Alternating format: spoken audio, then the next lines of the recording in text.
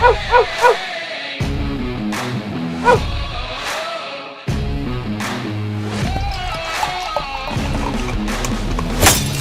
to another edition of the Dogger Pass podcast. This is for UFC 311.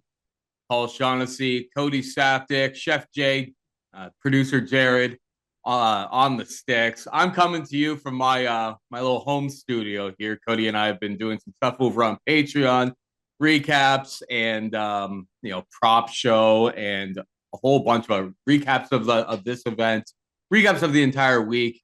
But prop show and weigh-in, dissect the weigh-in, who looked good, who didn't. So if you want more, link is in the description for that. On top of that, this week over on CoolBet, coolbet.com, promo code DOP if you don't have an account there. But if you do, you can join the fun as well. Cody dropped his top 3 lines of his PRP, and they boosted it on up for us. So something that's usually like plus 390, you get for plus 450. Just trying to bring more value to everybody out there. But Cody, last week it was the first week back in the UFC streets, and you're like, an Apex card. Now we got the goods. We're in LA. We've got 2 title fights at the top, 2 very, intriguing, interesting title fights up at the top. If you don't like this card, you don't like mixed martial arts. No, this card's loaded top to bottom. I mean, even the prelims are better than a lot of fight night main cards. So I think the UFC's done an awesome job of putting this thing together. And yeah, last week, it's like you really struggled to find 2 guys that you were confident, 3 guys that you were confident to put together for a parlay. This card is quite the opposite. There's 4 or 5 fighters that I really like on this show, but a lot of them are big favorites. So who's going to be the value play that's going to add to these parlays, or just be, add some of that plus money? And of course, which one of these big favorites is going to do the dirty deed to our pie, Paul. So that's what we're here to figure out. But yeah, I mean, this is an awesome offering, one that you can get excited for. The UFC should have just banged off this for the start of the year. But again, I mean, we're fight fans. We'll take anything. So last week's fight night, not exactly a great result. Expecting much better run here. Yes, sir. Yes, sir. I mean, we got 14 fights, so pitter patter. Let's get out of there. Main event, Islam Makhachev taking on Arman Tsarukyan. Islam is a minus 357 favorite. Arman can be had for plus 285. I've already seen your cool bet exclusive, the Saftic Super Boost. So I know Islam's at the top of the bill. It's an and still for Cody. Tell us why. Well, I mean, it helps that it's the main event. So the way I'm kind of thinking is this: if our top 3 lines are still in play by the time we get to the main event, and CoolBet's propping you up for a plus 450, then at that point you could just take a small side shot on Arman Tsarukyan, act as a hedge, because there's a lot of plus money on him. And I'm not saying he can't win, but Makhachev, defending champion, top of his game. There's some arguments that maybe he hasn't been fighting exactly the highest level of competition. But no, I mean, he has, but Alexander Volkanovski moving up from 45, Dustin Poirier at the end of his career. So it's not like he's not beating excellent guys. He is. But there's a little bit of open to the imagination still. I think this is a fine fight. They fought once before. In that one, you saw a very, very young Arman Tsarukyan come in, was able to take down Makhachev, but mostly was getting taken down. Makhachev, a little bit older, a little bit more further along in his MMA career and his wrestling career at that time, is able to beat him. Since then, Arman Tsarukyan, he's kind of been that kid on the block, constantly gaining more experience, constantly putting in good performances. You look at this run, though, Damir Ismagulov, okay, he's able to take him down 7 times, get the win. Joaquim Silva, people that remember that Joaquim Silva fight, he got buzzed. Like, he got seriously hurt by Joaquim Silva. Wasn't a knockdown. Obviously, it wasn't a knockout. But he got hurt standing versus a guy that he's a 6-1 favorite in, in a spot that he should absolutely roll. So still leaves some to the imagination. Smashes Beneil Dariush, quality win. And then there's that Charles Oliveira fight. So you'll remember that one, Paul. We're in Las Vegas. All the hype's on Arman Tsarukyan. I'm pretty sure I top ticket Arman Tsarukyan. So now we're at a point in the night where it's very critical that he wins. And although he's a physical specimen, he has that wrestling. Everything he throws seems to be at 100%. So he does kind of tire the longer these things go. His striking is good, albeit it's not crisp, it's not great. His wrestling's solid, but he does struggle with control time at moments. And then going into the 3rd round, it's 1-1. He wins the 3rd round, and then he gets caught in a dirty Darce choke to end the thing. Belly's down, going flat to escape it. It was a bad look for the judges. what a sweat that thing was when they went to the scorecards. And I kind of at the bottom of my stomach thought he lost. And boom, we got the win, pumped up. But it doesn't take away the fact that he's a wrestling heavy guy that relies on his wrestling. All of his fights for the most part have been 3-round fights. He's fought 5 rounds once in his career against Matus Gamrot, and that's a fight that he starts off really well, but the longer it goes, he starts to tire. His style is predicated on just bullying opponents and muscling them around, and that's fine and well and good when you're taking on Damir Ishmagulov or Joaquim Silva or even Beneil Dariush, but the higher you move up the ranks, going to be a little bit tougher. Not that this means absolutely anything, but Arman Tsarukyan was on this Russian version of The Ultimate Fighter, and he's coaching opposite Hamzat Chimaev. So then the production team's just like, do you guys want to like get in the cage and like wrestle around, like basically have a BJJ wrestling match in the cage? They asked Hamzat, and he's like, why would we do that? He's a lightweight. Like, obviously not. They asked Tsarukyan, he's like, oh yeah, let's go. And he gets butchered. But the first 2 minutes, it's like he's shooting on Hamzat. He's moving forward. This guy's an absolute pit bull. The longer it goes, because he's dealing with a bigger man, 2 weight classes up on him, and a fine wrestler in his own right, you just see he tires. And that is very much how he fights as well. He goes out there, he tries to put it on you right away. If you can extend him, I think that's where you'll have moments. Charles Oliveira was able to extend him a little bit, but it was too little too late. If there's a fourth and a fifth round there, Chuck Yeo might go out and secure the victory. Against Islam Makhachev, he's been 5 rounds, you know. In fact, you could say that the fourth and fifth round, I don't know. The first Volkanovski fight, he was no good in the fifth round, but again, he's someone that's been in those deeper waters. His wrestling seems to be still top of his game. That style of that Habib take you down, maul you style, it seems to work till about how old was Habib when he retired? 33, 34.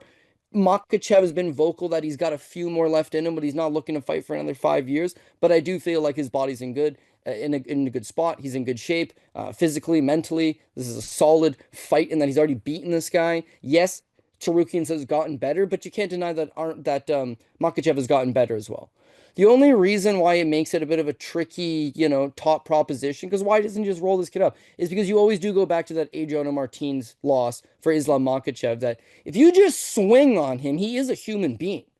Man, you can always clip a guy like that. And Tsarukyan is a wild animal. So part of me thinks, well, why don't you just live bet this thing, right? See how that first round plays out. I expect Makhachev to win the longer it goes. But if he can win the first round, oh, we're money. If he loses the first round, you could get a better live price on it in the betting market. But yeah, bottom line is for this main event, excellent main event, fine main event. I expect a lot of grappling exchanges. I expect a lot of wrestling. I expect just a very good fight altogether. Two guys at the top of their game, but ultimately Makhachev enough in the tank to retain. Yeah, no, I totally agree there. I mean, we already saw the fight, and Frank, like, fair is fair for Arman Tsarukyan. Like, talk about probably the hardest debut you could possibly ask for, and we all came out of that fight being like, man, this Tsarukyan guy who was like generally a nobody coming into that matchup against Makhachev. We're like, okay, watch out for this guy. Now we fast forward many years, and he's back here. He's more well developed at this point. But yeah, he was able to hang at least in the scrambles with Makhachev. I think Makhachev's gotten a lot better, a lot more refined in his skill set as well over the years. But I wouldn't fault anybody if they were going to take a shot on Arman, because it's not just the Adriano Martins fight where he got knocked out. Like, Volk was able to rock him pretty good there as well, and get a knockdown. So it's like, if someone was to take a shot on Arman by knockout at like plus 600 cool bet, I see plus 700 out there as well. I wouldn't fault anybody for it, but I think Islam, takes what he learned from that. Like, the first time he fought Arman, there really was no tape, no understanding, didn't know what he was getting into. Now it's just like he has so much of a better idea. He's been able to watch him against so many different opponents. He'll be ready for this matchup. So I think Islam retains as well. Minus 357 at cool bet is the best number on market that I can see right now as well. So Arman probably has a knockout or bust kind of situation as far as I see it. But I'm not banking on that myself. Islam is the rightful favorite and a parlay piece for me this week. We've got Umar Nurmagomedov taking on Merab Dvalishvili for the bantamweight title. Umar is a minus 312 favorite. Merab can be had for plus 250. I'm pretty surprised, Cody, based on like where this market has gone over the course of, these lines have been out for a couple months now. Like right after Merab won his last fight, I was just like, you know what? They're obviously gonna line it up. After he beat O'Malley last time out, I'm like, they're obviously gonna set up the Umar fight. I took plus 175. I have zero, negative CLV to the max on this. I'm kind of surprised that, and you know me, no one has been beating the drum for Umar as much as me. But I think Merab poses some problems. Can Umar just Umar can very, very much likely thwart any takedown attempts, keep it standing, and then it turns into kind of like the Jose Aldo fight, which Merab was still able to win with like standing cage control, pace, tempo. Didn't get any takedowns. It wasn't pretty, but he still got the job done. I think it's a little bit too much steam on the Nurmagomedov side here. The dogger pass situation for me. Yeah, very, very surprised with where the market's moved. Am I gonna add more Merab? We'll see where it ends by the end of the week, because I don't want to get overly invested. Like I do think Umar has the recipe to put an end to Merab's reign here, but I don't know, a little bit too much for me to feel good about parlaying cousin Umar up in this situation. What's your take here? Yeah, listen, I echo a lot of the same sentiments. You're never gonna see Merab Dvalishvili plus 240 ever again. Like, how is this even possible? The guy's the champion. He's currently standing champion, and he's a massive underdog. And no one's denying that he's got incredible skill. He's got durability. He's got the ability to push 5-round pace, second to none. His wrestling ability to chain wrestle and just continuously stick on opponents. His aggression comes forward. His striking's improved a lot. Like you said, he's able to hold his own. His striking exchanges with guys like Jose Aldo. What's there not to like against Merab Dvalishvili? It's that there exists another man on the planet that just has the right style to, you know, defeat them. And maybe Nurmagomedov's that guy. Nurmagomedov, right from Russia, he's got wrestling, but his striking is actually pretty good. Like I would say that his striking is probably maybe on paper supposed to be better than his wrestling. He's been relying on his wrestling a lot because he's able to take down these opponents, but I just feel like maybe he's a little more well-rounded than Merab. Now, when this line drops and I see the plus money on Merab, I'm in. You and I did a futures show who's going to be the champion by the end of 2025, and I mentioned if Merab can defeat Umar in this very first fight, well, then I don't see anybody else in the division touching him. But this very much is his toughest one. The more you deep dive on footage on Merab, here's his issue. Even though he's a fantastic wrestler, and he really is, he's a fantastic MMA wrestler. Like if he was to try to wrestle for a actual wrestling team or at the international level or anything like that, he's so wild and sporadic. Like his technique doesn't seem great as much as he will just bull you this way. We're going to the left, we're going to the right. I missed this single leg. I dropped down to a low ankle pick. I'm going high up again, single collar tie. I'm digging an underhook. Oh, I've got a rear waist body lock. Like it's just constant frantic pace. But look at these lists of opponents. Sean O'Malley, right? He can't wrestle. Now, Henry Cejudo, that's a solid one. The guy's an Olympic gold medalist. Merab goes out and takes him down 5 times. But this is Henry fighting up a weight class. And this is Henry he's 1 foot in, 1 foot out. He hadn't fought for a few years. He's retired. He comes back. He's not the same guy he used to be.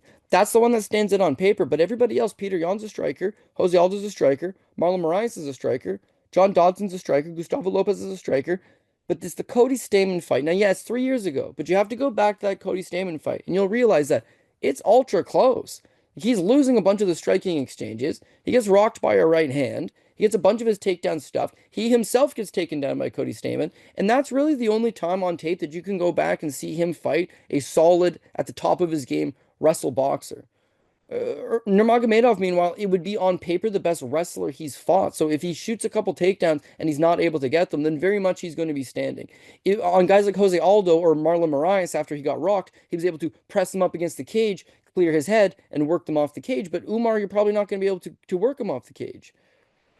if you can't hold this guy and get a hold of him, and he's much larger than you, and he's wrestled with the best guys in the world, and his striking, I think, is a little bit better than if this thing's just them standing in front of each other. I think I'd lean Umar. However, the number just throws it completely out of whack. Guy got Umar Nurmagomedov minus 150, minus 160. That's what I would line it at personally. So to see him as a minus 300 favorite, a minus 260, it's been fluctuating all around there. It very much seems too much. You've got back-class Merab Dvalishvili. You got a guy that can fight all the way to the end. You got a lot of good qualities. But ultimately, the decision maker for me was his fight with Sean O'Malley was actually relatively close. His fight with Marlon Moraes, he gets dropped bad. His fight with Cody Stamann, he barely squeaks by him. His fight with Jose Aldo, he gets rocked. In a lot of these exchanges with Peter Yan standing, he's losing all of them, but his ability to shoot the takedown constantly on Yan bails him out of trouble. If he can't bail himself out of trouble with Umar Nurmagomedov, I think it would actually be a lot tougher for him. So my official pick would be Umar, but for someone who's a sizable favorite, I think he could be on like the third last line from the bottom. Like I don't have a whole lot of confidence. He is the pick. But if you're looking for an underdog, you're chasing an underdog, I think there's an immense amount of value on Merab Dvalishvili, and you know for certain he's going to fight for your dollar. He'll give you everything he's got. Super talented guy. Not going to fault anybody for it. But I've got some other underdogs later on in the show I'm looking to pull the trigger on. I just couldn't come to this one. The more tape I watch, his technique is super wild. But the level of guys that he fights, mostly strikers, a lot of older guys. Jose Aldo is older. Henry Cejudo is older. Sean O'Malley can't wrestle. Peter Yan can't wrestle. You're going to look really good. Now, the last thing I'll say is if you're sitting at home, Umar really hasn't fought anybody good himself. Serghei Morozov is actually really good, but just never really made it. Brian Keller was at the tail end. Nate Maness is a flyweight that then got cut. Raoni Barcelos is probably going to get smoked by Penn at Talbott and then probably get cut himself. Bekskat Almakazan dropped him, sort of. It's kind of a slip. It did drop him, but that guy took the fight on like a week's notice, less than a week's notice, and was like a 10-1 underdog. And then the Corey Sandhagen fight. Then he gets 5 takedowns on Corey Sandhagen. But Sandhagen's ability to get back up is like really good. Like he does the same thing. He traps the leg, sits upright, makes sure to get higher than his opponent, gets back up. Merab, this is the last thing I'll leave you with, which I thought was interesting. He got taken down once by Henry in that fight. But Henry got 2 minutes and 5 seconds of top control out of the one takedown. He got taken down once by Cody Stamann. Cody Stamann got almost 3 minutes of top control with the one takedown. When he does get taken down, he's not great off his back. He doesn't just immediately scramble back up. It's that he's always offensively wrestling his opponent. He's always the one shooting the takedown. Umar has a nasty single leg, decent double leg that he can switch off to, but his single leg's probably his best weapon. It'll be hard to get on a much shorter opponent who's stocky and just built like a little fire hydrant. But all the same, if he's able to mix in his own offensive wrestling and take Merab down, Merab's not some wonder off his back. He's been really vocal that when he and Aljamain Sterling grapple and Aljamain gets on top of him, he's screwed. That's why he praises his teammate Aljamain Sterling so much. Man, this guy's the best when he gets on top of me. Then you see him in fights. Well, none of these guys are going to get on top of him. Maybe Henry, but Henry's a little washed, way older. And yeah, again, had what, 2 fights in the last 4 years going into that fight.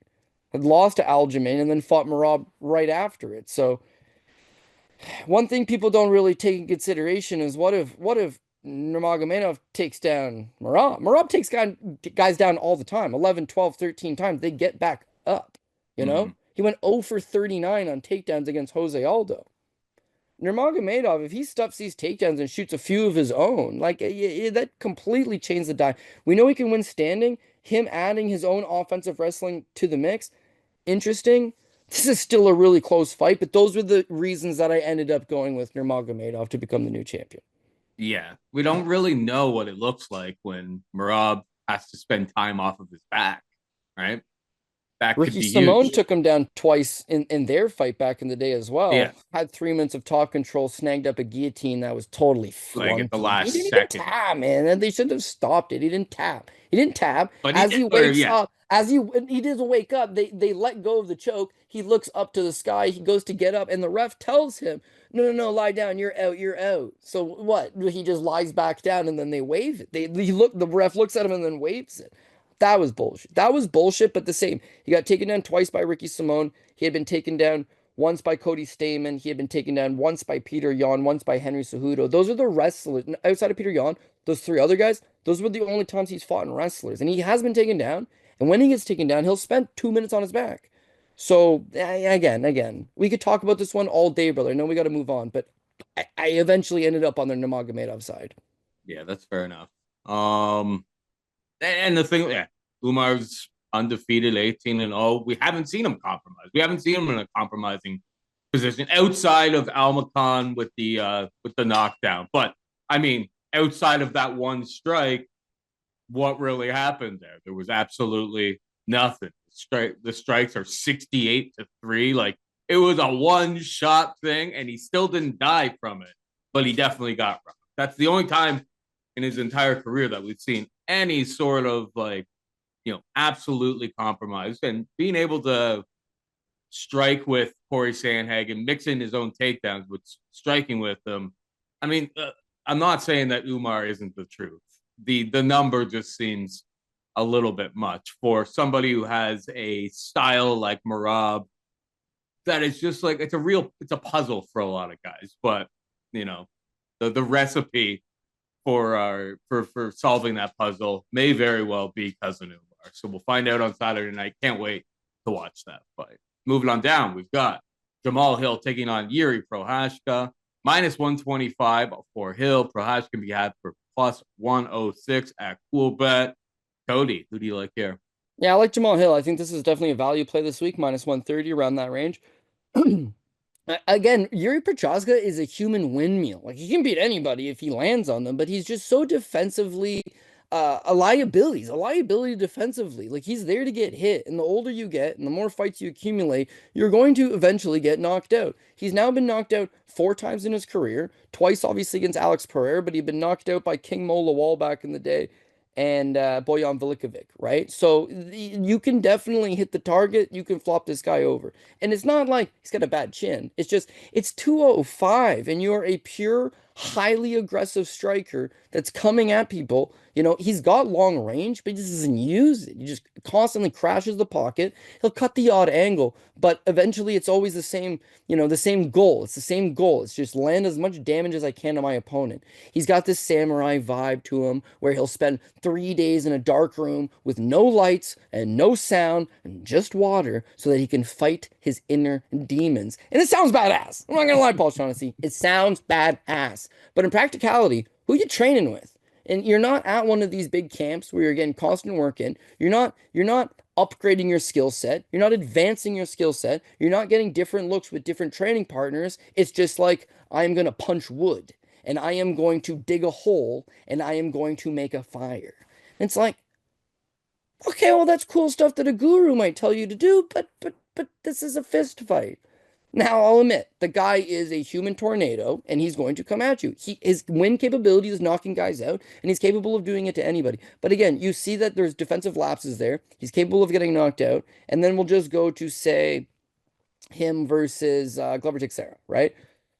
The Glover Teixeira fight, it's super back and forth. He's taking an old man Glover, which we'll get to in a bit, but he's taking an old man Glover. It's an absolute knock him out, drag him out type fight where he hits a buzzer beater, rear naked choke. First guy to choke out old man Glover. Super huge feat.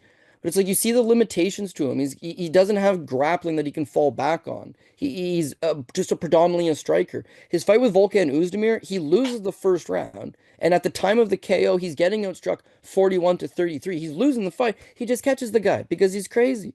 His fight with Dominic Reyes is touching him real good. Boom, spinning back elbow out of nowhere, knocks him out.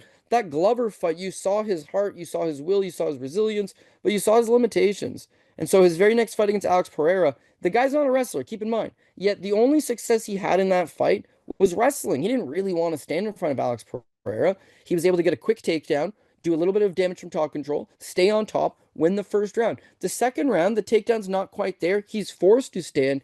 He gets knocked out. His fight versus Alexander Rakic on UFC 300, he's losing the fight. He gets beat up in the first round. By the numbers officially, he got outstruck by Rakic 36-16 in the first round. He's just getting teed off on. But He's able to come back, work his way back into it, catch Alexander Rakic. So again, he's always having to pull that Rocky story where he's losing, he's getting beat up, but he's able to catch his opponent. That may be the case here, but I don't think you want to be in a position versus Jamahal Hill where you're getting touched up, where you're letting him get that right hand off, where you're letting him pop those jabs out. Factor into that, Jiri took a few years off because, not a few years off, it was like a year and a bit, I think, with like a massive shoulder reconstruction. And you got a guy that's win condition has knocked you out, but there's not a whole lot to fall back on beyond that. Now, Jamahal Hill, he's just kind of a guy that was in the wrong place at the wrong time. Truly, I truly believe it. That wrong place being some random ass basketball court where he blew out his Achilles. But up until then, there's no denying that he was putting all the pieces together. He's an excellent striker. I wouldn't say he's the biggest power guy per se, more of a large volume. Eventually, you just can't keep taking these punches, so you crumple over. But BJJ Bluebell is not really great ground game. That leads to him getting caught by Paul Craig in that triangle armbar. He just didn't have the ground game to keep up. That leads to him in the Thiago Santos fight giving up 6 takedowns. But once he works his way back up, he's all volume. He eventually knocks out Thiago Santos, elbows over the top in the 4th round. Excellent performance. Follows that up with the Glover Teixeira fight of his own. Now keep in mind, Jiri had just fought Glover tooth and nail, right? Well, I guess it was a couple fights later, but had fought him tooth and nail. Jamahal Hill retired Glover. He did something to Glover Teixeira that no man has ever done. He landed 232 significant strikes to him and stuffed the vast majority of the takedowns. His ground game looked better. His volume second to none within the division. He does have a decent amount of power, although you'd like to see him maybe topple over guys a little more often. Jamahal Hill is most definitely a contender, and that where he was green, he's really blossoming. And then pow! That's the sound of his Achilles going out on some random ass basketball court. And then after that, it was kind of an issue. You see the pictures of him online. He's a little fat. Well, I wouldn't call him fat. He's a pro athlete, but yeah, a bit of a spare tire, let's say. He's got this thing where he's just taking more time off. Now you're not getting those paydays. The division passes you by. Glover retires. Your signature win is starting to not age as well. Everybody's starting to forget about you. The UFC calls short notice. He's out of shape. He's not fully healed from this ankle injury. They call and say, UFC 300's happening. It's a marquee banner event. And we don't have a headliner. We don't have something to go off with. We were hoping to get Conor McGregor. That didn't work out. We're hoping to secure, some type of Nate Diaz type fight. That didn't really work out. We're relying on Alex or Pereira, Poatan, who's going to take any fight, anytime, anywhere. He's going to save this event. And we need Jamahal Hill to step in. They offer him a real good payday. But he takes the fight underprepared. Short notice, out of shape, not 100% healed from the ankle injury. He goes out, he gets flash knockout right away. Happened quick. The fight hadn't really matured. And then how he's carried himself since then, so arrogant, real big chip on his shoulder. Everybody's turned on him. He's gone full heel. Doesn't seem like the smartest guy going, but he's been just drumming up the drama. I think he's a dangerous man. I think he's somebody that people are now not liking. They want to bet against him. They want to see him get put in his place. They want to see him get knocked out. And there's nothing to suggest that he's a bad fighter. One bad performance against Alex Pereira in a fight that he 100% wasn't ready for. You give me him in his sophomore outing for his return, a little more healed up, a little more prepared. I think he's going to put hands on guys. Jiri's style is that he comes forward and he gets hit a lot. Yes, he returns fire, but he's getting hit a lot. And Hill's style is very much, he's got a really educated jab and a really educated right hand. He mixes up well. He sets traps for guys. He allows them to bait forward, and then he's able to counter off that. That chip on his shoulder is making it that he's got to drive. He knows if he goes out there and knocks out Prochazka, which he's more than capable of doing, that probably sets him up for another big fight. And he wants to Pereira rematch. Well, the only way you're going to get that is to go out there and show up and show out, which I think he's going to do. Minus 130 or better, depending on where you're looking at it. I think Hill's the value play. That we got a lot of big favorites on this card. We need one of those even money guys that's going to come up and juice things up for us. I got faith in Hill. It's a 205-pound striking match, okay? So absolute buyer beware. Don't have Hill on your, say, top 2 lines, because there's absolutely a things can get greasy real quick on that one, simply because big guys both looking to strike for the most part. Those are the fights that you got to, be a little cautious on. But I think I get the better striker. I think I get the faster guy. I think I got more durability. I think the last time out against Pereira was not indicative of what he's capable of. Whereas Jiri, his first fight with Pereira, it's like, damn, he did pretty good. Lost, but he did good in that first round. The second time around, it's like, what did he land? 7 strikes? We'll just bring that up.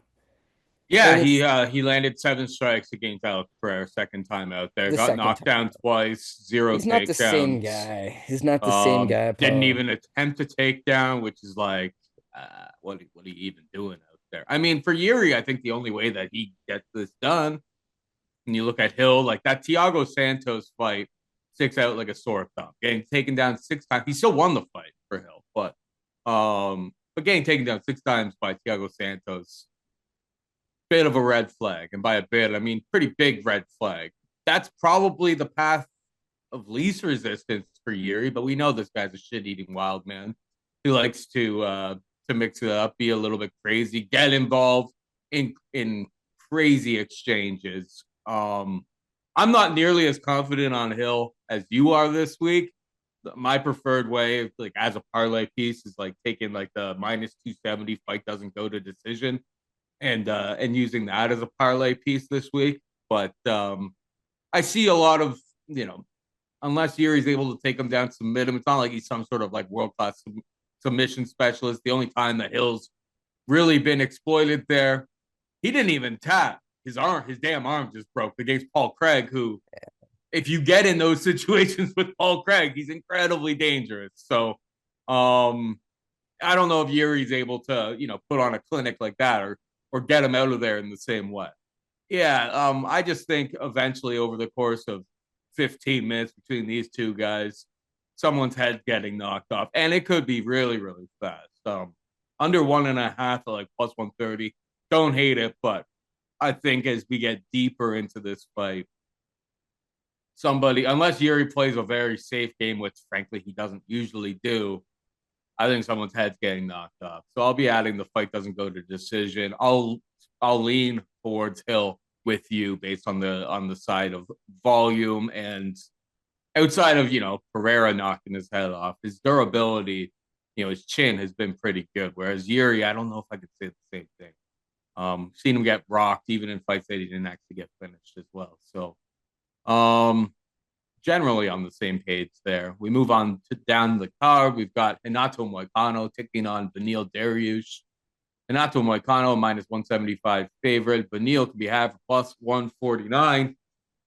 This number kind of leads like Beneil. It's been a rough go for Beneil for a while here. Not one of the guys who was always kind of just a step outside of that that title contention, that top of the food chain type of situation. And when he's been up there, obviously his last 2 fights, Charles Oliveira knocks him out in the first round. Arman Tsarukyan, same old thing. The chin has been exploited. He has been rocked. He has been knocked out. Alex Hernandez, if you go way back, knocked him out as well. So the durability with Ramsey his Nijem. chin, Ramsey Nijem, if you go even further back, the chin has always been an issue for him. Moicano, I haven't seen, especially at 155. I haven't seen a guy with like one hitter quitter type power. That's not to say he couldn't land a good shot, get Beneil Dariush out of there. But if all is fair and equal, and if this just turns into a 15-minute striking affair, I feel like the Beneil is the value side here, and what I would kind of consider a 50-50 fight. Renato's kind of surprised me in a couple of his more recent fights with just his ability to just stick to a game plan. The Benoit Saint Denis fight kind of dominated the grappling exchanges more than I expected. So maybe it's on me. Maybe I'm underestimating this guy. But like that Drew Dober fight, 3 fights ago, I was on Moicano there. And I don't know, Drew Dober's a guy that's like historically pretty easy to take down, American kickboxer. And it was just left the taste in my mouth like blah. It was like he got the job done. It was ugly. He held position. I don't know if he can do that exact same thing against Benny Dariush. So for me, it's a dog shot or bust. Beneil Dariush. But yeah, where are you at with this fight? I keep swinging way back and forth on this one because I think Beneil Dariush is absolutely a live underdog. I'd like to get a little more plus money on him than what's currently being offered, but I think he's got the right skills and the right style to go out there and win. Here's my dilemma, is that as much as I do want to pull the trigger on him, it just seems like it's not the right spot. It really isn't. You've got a Beneil Dariush here. They're both 35, but look at where they both are in their career. Beneil Dariush has been knocked out in his last two fights. He's been knocked out overall 4 times in the UFC. Got absolutely rocked in the Drew Dober fight, albeit he ended up winning it by armbar. And then he got absolutely rocked by Drakkar Klose, albeit he ended up winning that one by knockout. So his chin's always been a problem, but 2-fight losing streak, kind of getting near the end of the line. Hasn't looked great in a number of years. The last time he won, it was Tony Ferguson. That one doesn't say much. Before that, he had a really close fight with Carlos Diego Ferreira, where he won a split decision. There's just no real momentum behind him. You don't know how motivated he is, one, but you just don't know like where he's at mentally. Whereas I got Money Moicano on the other side at only like minus 175, not a terrible line. But beyond that, Money Moicano's on a 4-fight winning streak. He's got his own podcast. You want to hear this guy in the microphone. He's talking great game. The UFC's fully understanding of this. He beats Jailton Turner in a fight where he's the underdog. And looked pretty good. Got rocked pretty good at the end of the first round. Jailton Turner walks around, allows Moicano to get back up and survive. Second round, he just takes over, and you see that the guy on the ground, excellent ground game. He's got a will to continue to fight. He keeps pushing the pace, but the UFC realizes this guy's marketable, so they give him Benoit Saint-Denis in a pretty high-profile fight for him to go out there again as an underdog and to do the same thing, get Benoit Saint-Denis to the ground, 10-7 in the first round. Benoit's so hurt in the second round that even though Moicano's tired and moving away from him, the doctor's eventually like, we can't allow this thing to continue, and just waves it off. He's got the momentum behind him. The UFC's instead saying, hey, 4-fight winning streak, beat Jailton Turner, solid victory, beat Benoit Saint-Denis, very solid victory, and we're going to give you Beneil Dariush on a 2-fight losing streak. I do feel like the marketing machine is trying to push him. I do feel like they're giving him something that they do believe he can win. But yeah, I go back to the style clash itself. Beneil Dariush traditionally has been a much better kickboxer than Renato Moicano. His left body kick is excellent. You know, he's been under Rafael Cordero for a long time. I would say he's a good striker. These young, athletic, explosive guys like Arman Tsarukyan or Alexander Hernandez, like those guys are able to generally get to the target quicker on him.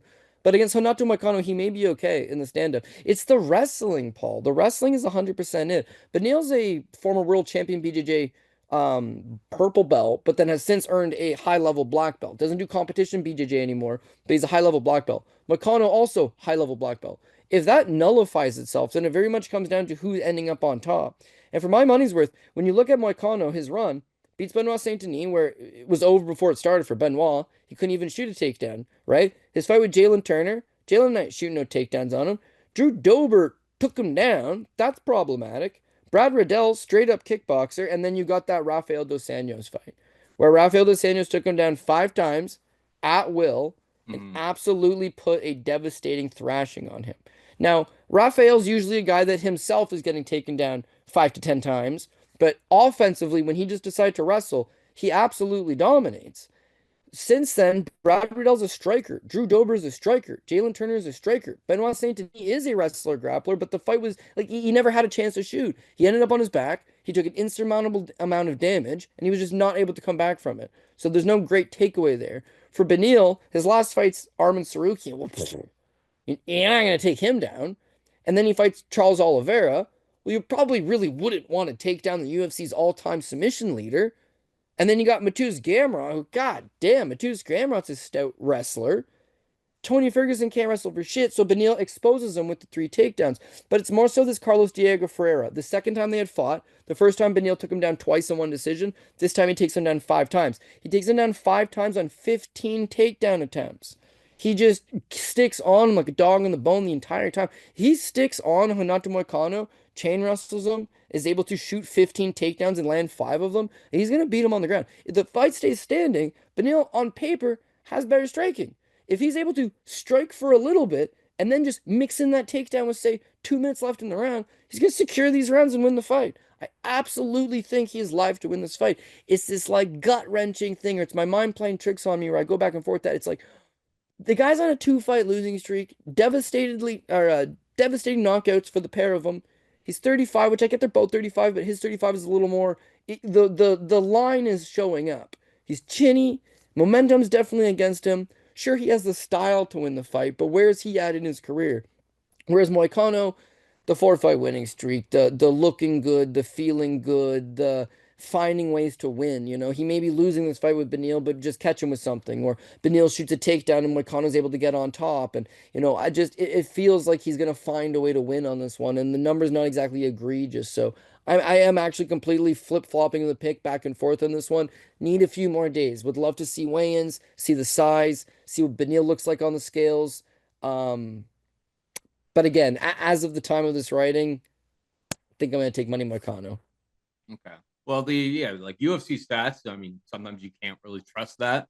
But like the size of these two guys, at least for what they provide to the UFC for their sizing, you're not going to see very much. Moicano's an inch taller.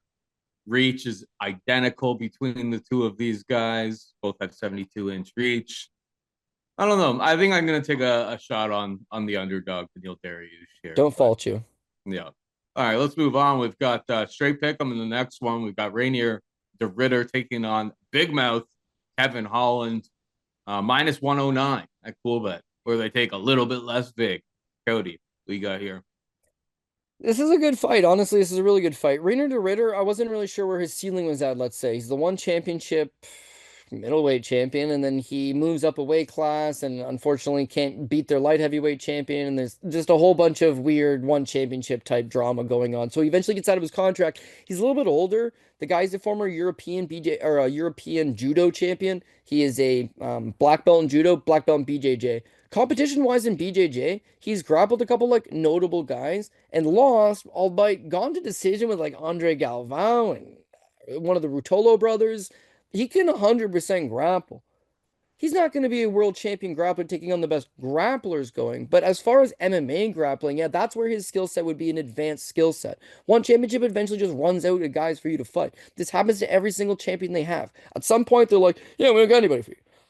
How would you like to do a super fight versus the champion above? The UFC, it's a rarity. Over there, it's not. So he kind of didn't have anybody at 185 to fight. So he got caught in a couple bad spots. Eventually, they release him. He has to sit on the sidelines. He's trying to make up for lost time. So he debuts against Gerald Meerschaert, which is not an easy debut for anybody. Meerschaert's got a bunch of signature victories. He's a good grappler. He's someone that's in it until he's not. And if you get into a third round with Gerald Meerschaert, he's a dangerous man in that third round. But what I liked with Reinier de Ritter is big guy for the weight class. He's able to constantly move Meerschaert back. He's got a decent left hand. I wouldn't say he's like a good striker, but he's good at striking into the clinch. Then once he gets into the clinch, that's where you really see the judo background. He's not ducking under levels, trying to grab a single leg or a double leg, as much as he just offsets your balance. Good foot sweeps, again, can transition to wrestling, but he's very physically strong in that clinch.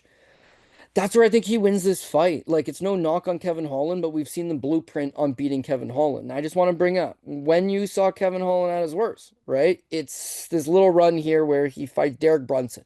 He got taken down 6 times by Derek Brunson. Oh, everyone was so frustrated with him. He gets dominated on the ground. He gave up 16 minutes and 55 seconds of control time to Derek Brunson in a 25-minute fight.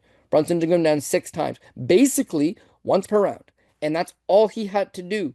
So that's how you beat him. Marvin Vettori. Marvin Vettori is not a wrestler. Marvin Vettori is a striker. He's a blockhead, cement head type guy. Comes forward, crashes the pocket, tries to give you a scrap. Yeah, he takes down Kevin Holland 11 times. Then he takes on Kyle Daukaus. Kyle Daukaus took him down once. They headbutted. Daukaus rear naked choked him. They decided to run it as a no contest, but it was like, He didn't look good in that fight either. And then his management company, his team, his coaches, they all come together and they tell him, you're not a middleweight, dog. Yeah, you're 6'3", but you're a welterweight. You got to get down to 170. When he did, he beat Alex Oliveira, who, by the way, took him down twice. He beat Tim Means, who, by the way, took him down twice.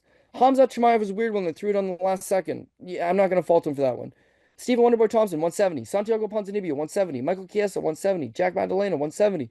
Michael Page, 170. Then he decides, I'm going to go back up to 185 pounds. Now, that's ill-advised. That long frame, the good striking, all those things that he brings to 170, going back to middleweight, where you have a blueprint that guys can just spam wrestling on you. You're not strong enough in the clinch. You're not good enough up against the cage. That's what they're going to do to you. But you drop Mike Yeo. Well, Mike Yeo's on a grappler. But Mike Yeo catches him with an overhand right. You could call it a slip. Fight Metric doesn't have it as like a knockdown or anything. But Mike Yeo kind of floors him with a right hand over the top. He hits the deck. He gets on top of him. Kevin Holland arm bars him. Yeah, well, he's a bum. He's a straight striker. If you want to strike with him, he's not bad. If you're gonna go to the ground with Mikey Yo, yeah, it's not super impressive. But then he gets Roman deletes. Roman deletes has a bit of wrestling in his back pocket, but he really ever doesn't ever use it. He's got some jiu-jitsu, but he doesn't ever really use it. He's been mostly just dog walking guys and swinging bombs. But the fight with Kevin Holland, the second Roman deletes is like, I'm going to shoot a takedown. That's all it takes. One takedown, immediately takes down Kevin Holland, gets on top of him, puts a beating on him. Kevin Holland ends up hurting himself, so they call it off between rounds. But he fully just looks at his corner. And he's like, I'm hurt. I can't fight no more. I heard I can't fight him. Well, that's what happens when you fight at 185. Roman deletes went 1-for-1 on takedowns. Mike Yo can't grapple, sure. All the other fights at middleweight, you're getting taken down multiple times and getting out-muscled.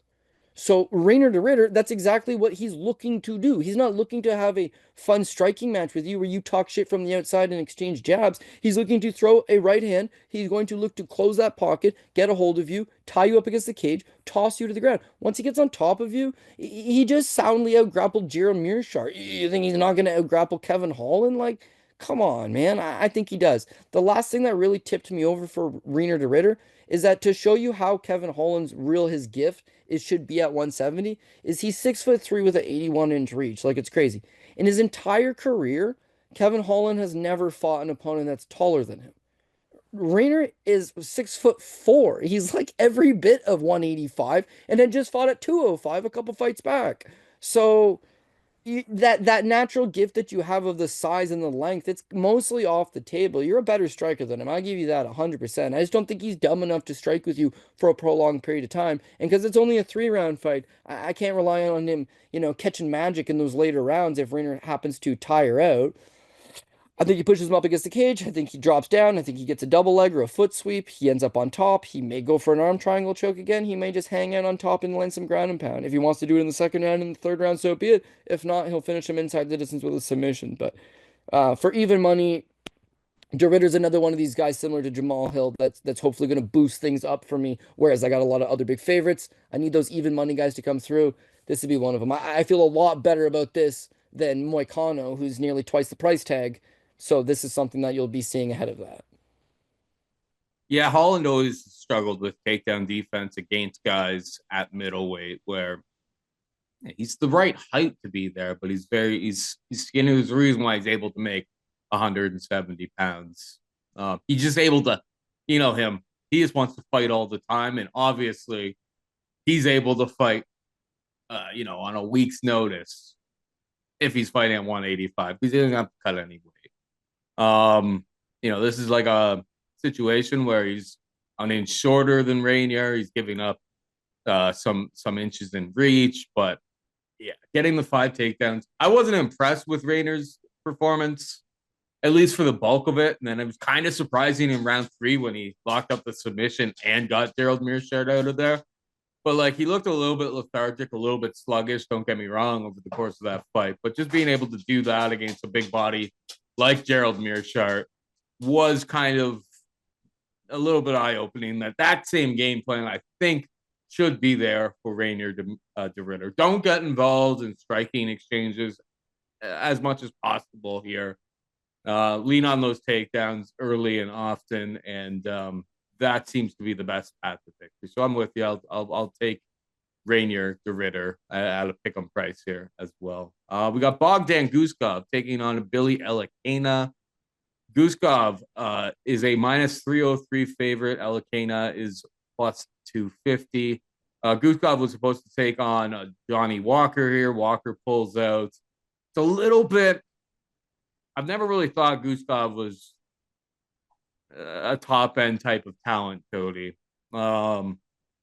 Looking through like Elekana's history over the course of his UFC or his MMA tenure, hasn't been knocked out. I am tempted. I wanted to talk to you before doing anything here. It's just like Guskov just seems like a guy. It's like if the books make him a big favorite, I don't really care about short notice. I don't care about anything like that. He seems like a very, very dangerous opponent, maybe for the first 7 minutes. Outside of that, this guy screams kind of somebody who's going to gas. Is he able to get Elekana out of there?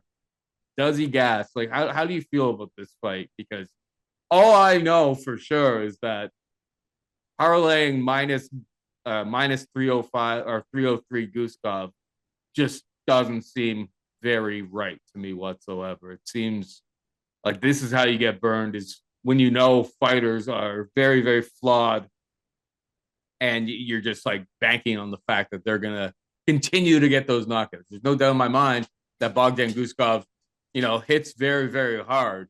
But if he doesn't get Billy out of there, then what happens? So probably a dog or pass situation, but I wanted to talk to you to decide whether I'm actually throwing money on Billy. What's your take? Yeah, this is a tough one because just like you said, Guskov is not somebody I rate at all. Don't think he's good. When you watch tape of him on the regional scene, he's very stiff and rigid, not big on quality victories before coming over to the UFC. And as soon as he comes over, Volkan Oezdemir is his debut opponent, and he's the betting underdog, ends up getting choked out by Volkan Oezdemir.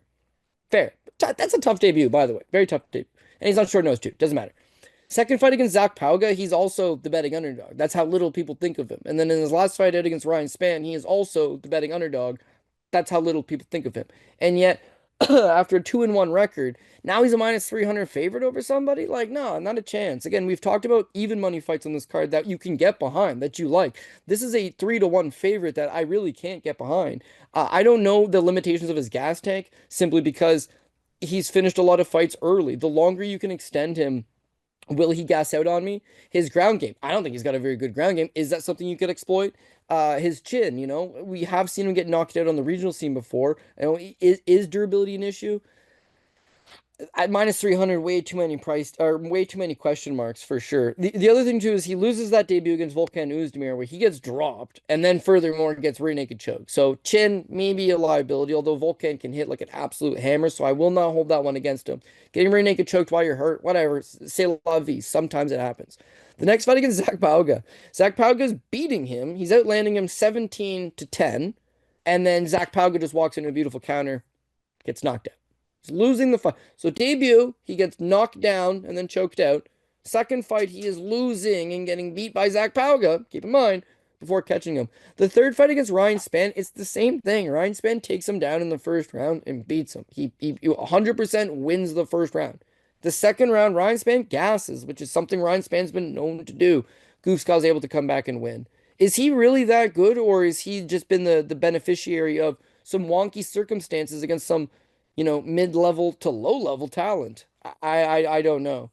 Now, Billy Elekana, meanwhile, it's a bit of a tough one. Billy looked like he was going to be a really good prospect. Back in the day, this kid's young. He's building up a solid resume on the regional scene for amateur, and he's living in Las Vegas. Seems like one of these young kids that's full-time in the fight capital of the world that he's definitely going to get better. Keep in mind, as an amateur, he beats Brian Battle, right, who ended up going to the UFC, currently has a 10-2 pro record. He also beat Sullivan Cully. Sullivan Cully wrestled at Arizona State. He was signed to Bellator right before Bellator just closed up shop, but he's currently 6-1 as a professional. He had a couple quality amateur victories. Eventually turns pro, and again, not bad level of opponent, but he runs into this Daniel Compton. Now, the Daniel Compton, it's LFA 137. This fight's at 185 pounds. Billy wins the first round, no doubt about it. Billy's winning the second round for about 4 minutes, so he's definitely won 9 minutes of this fight. Compton, who's a undersized. Sorry, I forgot to mention, Billy Elekana is a minus 600 favorite over Compton, okay? He wins the first 9 minutes of the fight. Compton, scrambles late in the second and punches him twice, and Billy just absolutely gets rocked. The third round, Billy's coming on. The second he gets touched, he gets absolutely rocked. He bailed out on 185 after that. Moved up 205 pounds, but he has nothing to really show for it. PFL thought this guy was a highly touted prospect out of Las Vegas. They scoop him up and give him a PFL Challenger Series fight. That's the equivalent to Dana White's looking for a fight, or Contender Series, sorry. The PFL tried this little Challenger Series where he beats Tristan Overeem as a minus 500 favorite. Then he draws Chuck Campbell. He's a minus 250 favorite over Chuck Campbell, and he squeaks out a split decision. He's undersized at 205. He moves straight back. He's not an athletic specimen. His striking arsenal is not super deep. His wrestling arsenal is not super deep. He's very much a generalist. He's a good guy in the gym. He gives guys rounds. If you're in Las Vegas, you're a bigger guy. You're a middleweight, you're a 205, you get working with Billy. But he's at the wrong weight class, in my opinion. You could argue he left 185 because the weight cut hurt him, and that's why he pitched that soft performance against Compton. But I just haven't really seen enough from him. Now, keep in mind, he's now 29 years old. He's now got lots of skin in the game. His dreams aren't materializing. He's won a decision over Tristan Overeem and a split over Chuck Campbell, two fights he was a big favorite in, and then beats this Juriel Simmons on LXF. So PFL don't sign him. No Bellator deal. Contender Series is not picking him up. The UFC calls you and says, "Do you want to fight John Jones?" You say yeah. You say yes. Doesn't matter if you're gonna win or lose. It opens the door. Get in the UFC. Lose. Your opponent Guskov, yeah, he shit the bed in his UFC debut. You know what he did? Came back and got some softball matchups after that. So just of course he's going to take it. But him being on short notice doesn't really inspire my confidence that he's got good cardio. And if his cardio is not on point, then he's not going to be able to exploit that one question mark on Guskov, which is, can this guy continue to fight? He doesn't have any durability issues, so I don't think Guskov's gonna knock him out as much as I think he's gonna get like deer in the headlights. He's just gonna sit there and he's gonna stare. He kind of waits a little bit too much in a lot of his fights, but it's just a flat pass. It's a flat pass because I assume that he knows how to shoot a takedown, and I assume if he shoots a takedown on Guskov that he might be able to get it. And if he's able to just do that for 2 rounds and run away in the third, or take some shots but don't go down in the third, then he may spring the upset. I don't like this one at all. The name of the show is Dog or Pass. I'm really just looking to pass. But if you had to take a dog out of it, maybe you take that shot on Billy Elekana. But to be honest with you, you're just looking to fade Goose. You're not. I'm fading Guskov because I don't think he's good, and I think his opponent is. You're fading Guskov because you just don't think he's good. His opponent's also not good, but you have that little faith in Guskov, and that's not exactly the best route to go on something like that. So the official pick for me again, it's going to be the favorite, but it's not someone that's going to be. You'll see even money guys ahead of Guskov in the lineup just because. So what that he's a big favorite? I don't truly believe that personally. If you're taking that shot on Billy, I don't fault you because if they fought 10 times, Billy's going to win some of them. The plus money indicates that maybe it's worth being a value boy and taking the shot. But again, I'm looking to be a little more conservative this week and not just take guys simply because, oh, dog or pass, let's just take the underdog here. I don't think Billy's quite the real deal, but it's just that, yeah, I also don't care for Guskov. So I'm in a bit of a predicament, Paul. Yeah, that makes sense to me. I don't, yeah. After everything he kind of said there, I don't plan to do anything pre-flop for Elekana. Probably a better live bet. See how it plays out in round one. See if Guskov tries to shows some signs of fatigue. See if Billy shows some signs of fatigue.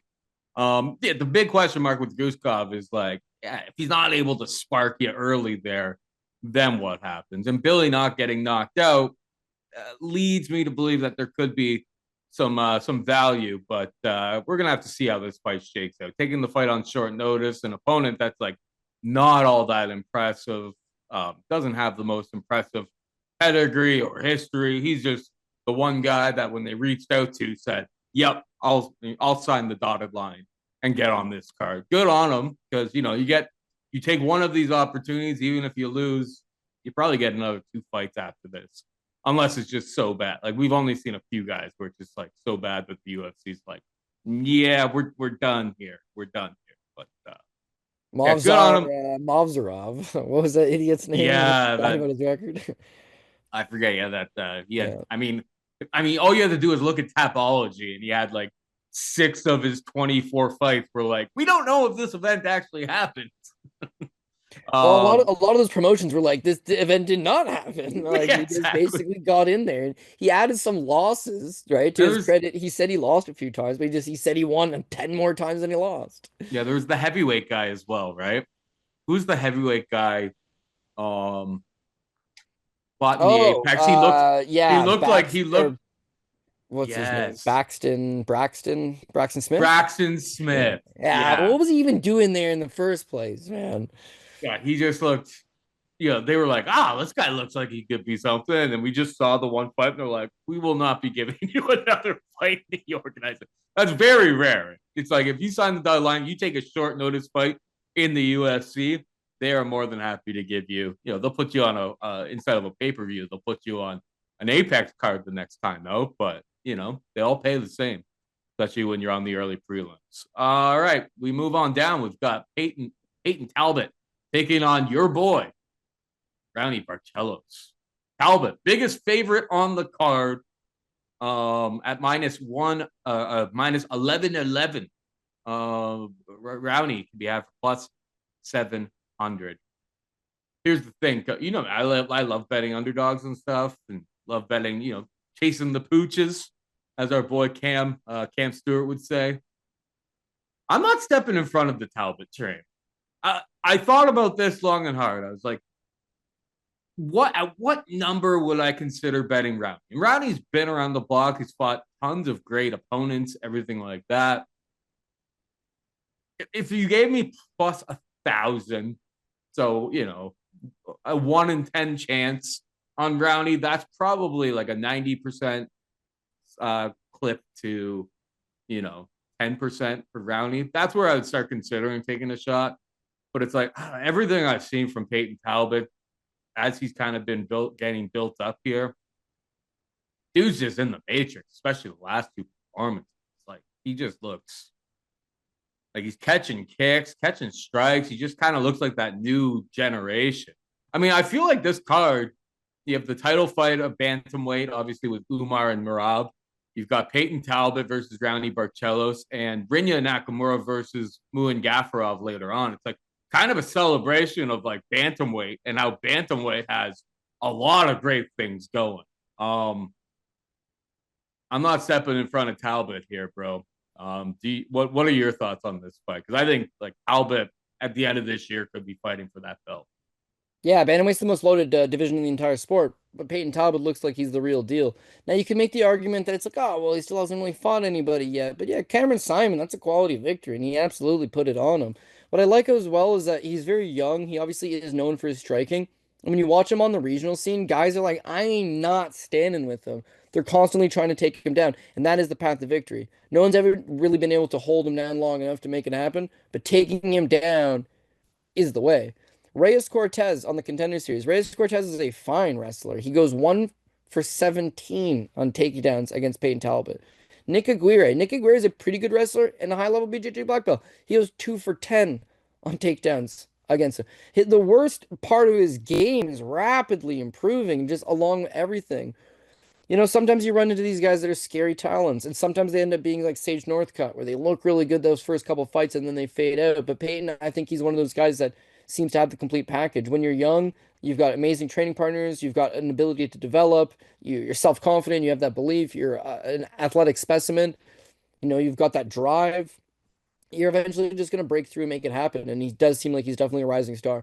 This is a fine fight from the UFC's perspective of that you need a savvy veteran who's got a decent resume, that's going to accept the fight, that's going to go out there and give this guy a few rounds, maybe give him some different looks, allow him to build up. But Raoni is the type of opponent that Payton should be able to thrive on. And you know me, Paul. I'm a Raoni Barcelos guy. He's just way too slow.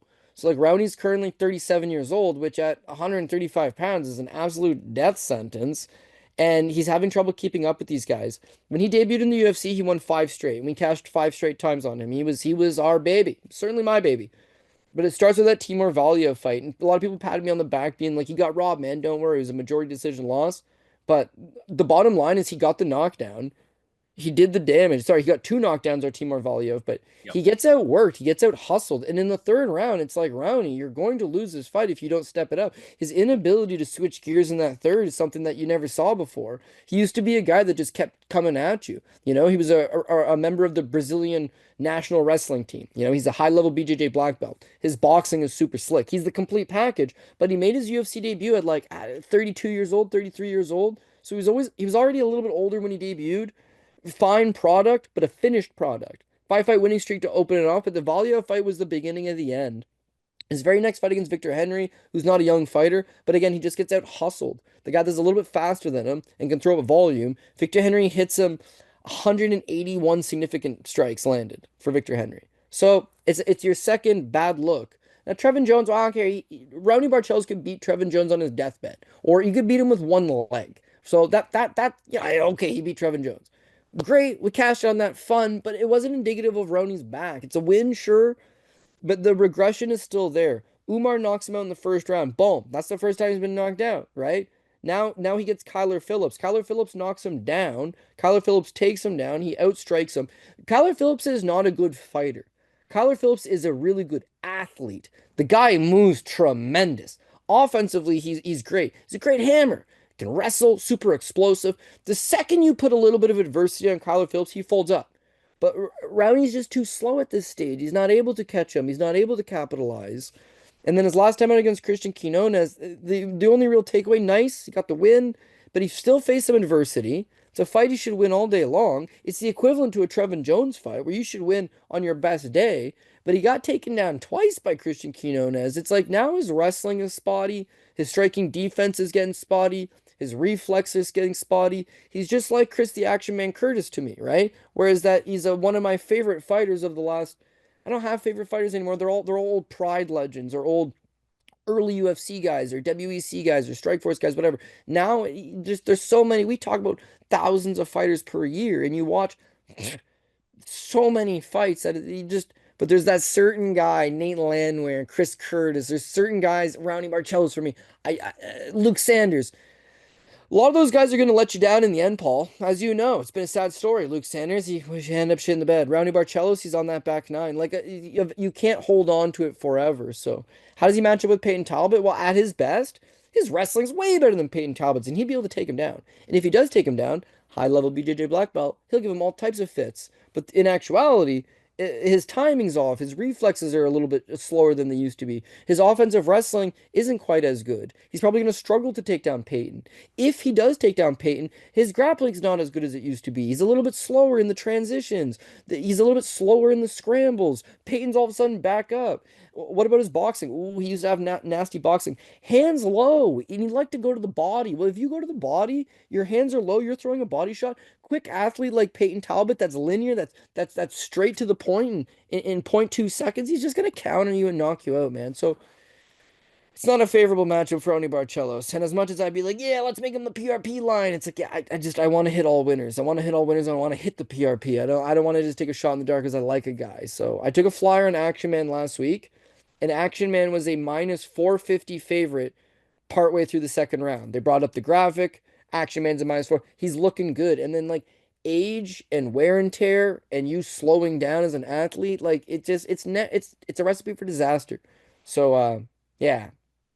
You probably could have summed this one up with one guy's a 10-1 favorite and he's going to win, and that's the bottom line. But I had to give you my piece on Raoni Barcelos because this is like a au revoir of sorts. You may not see him after this. Not because he's going to get seriously hurt, but I don't know what the UFC does. They may give him another one. I hope they do.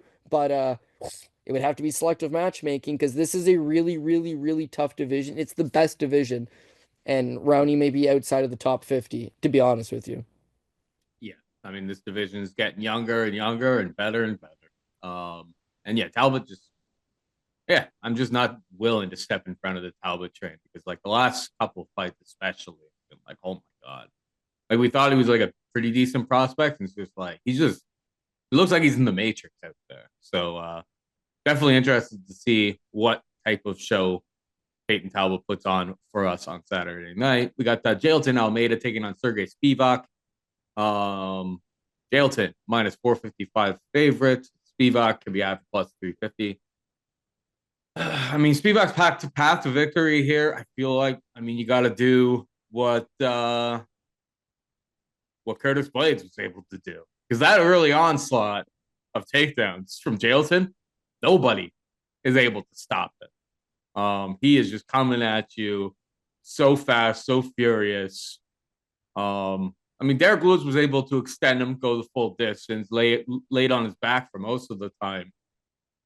But yeah, like that early onslaught, Jailton obviously 100% gassed himself out. But we've seen Spivac had some success in some of his fights, but he tends to be kind of like Romanov in like he's a good hammer, not a great nail. I just think that there's a massive grappling disparity here.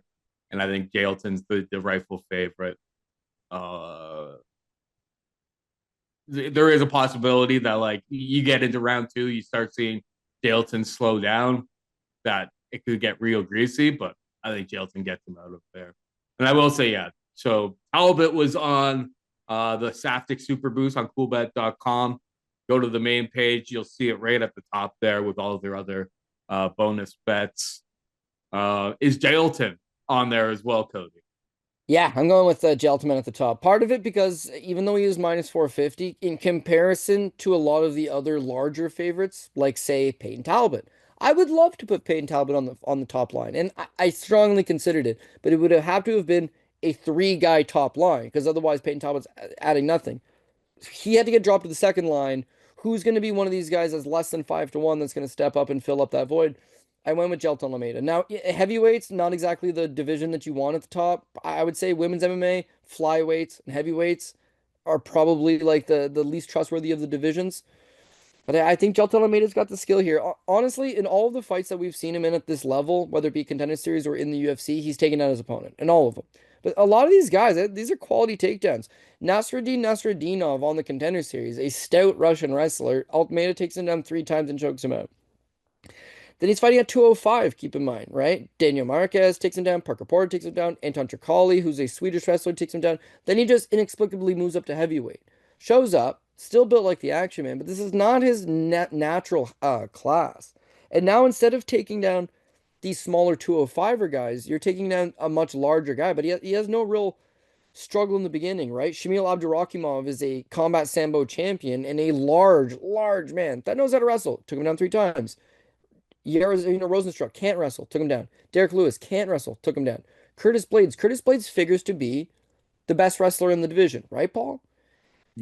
John Jones, maybe now that he's being considered a heavyweight, but outside of that, it's like it's a division that lacks wrestlers. Blades has made an entire career of not being able to take a punch, but being able to take down guys.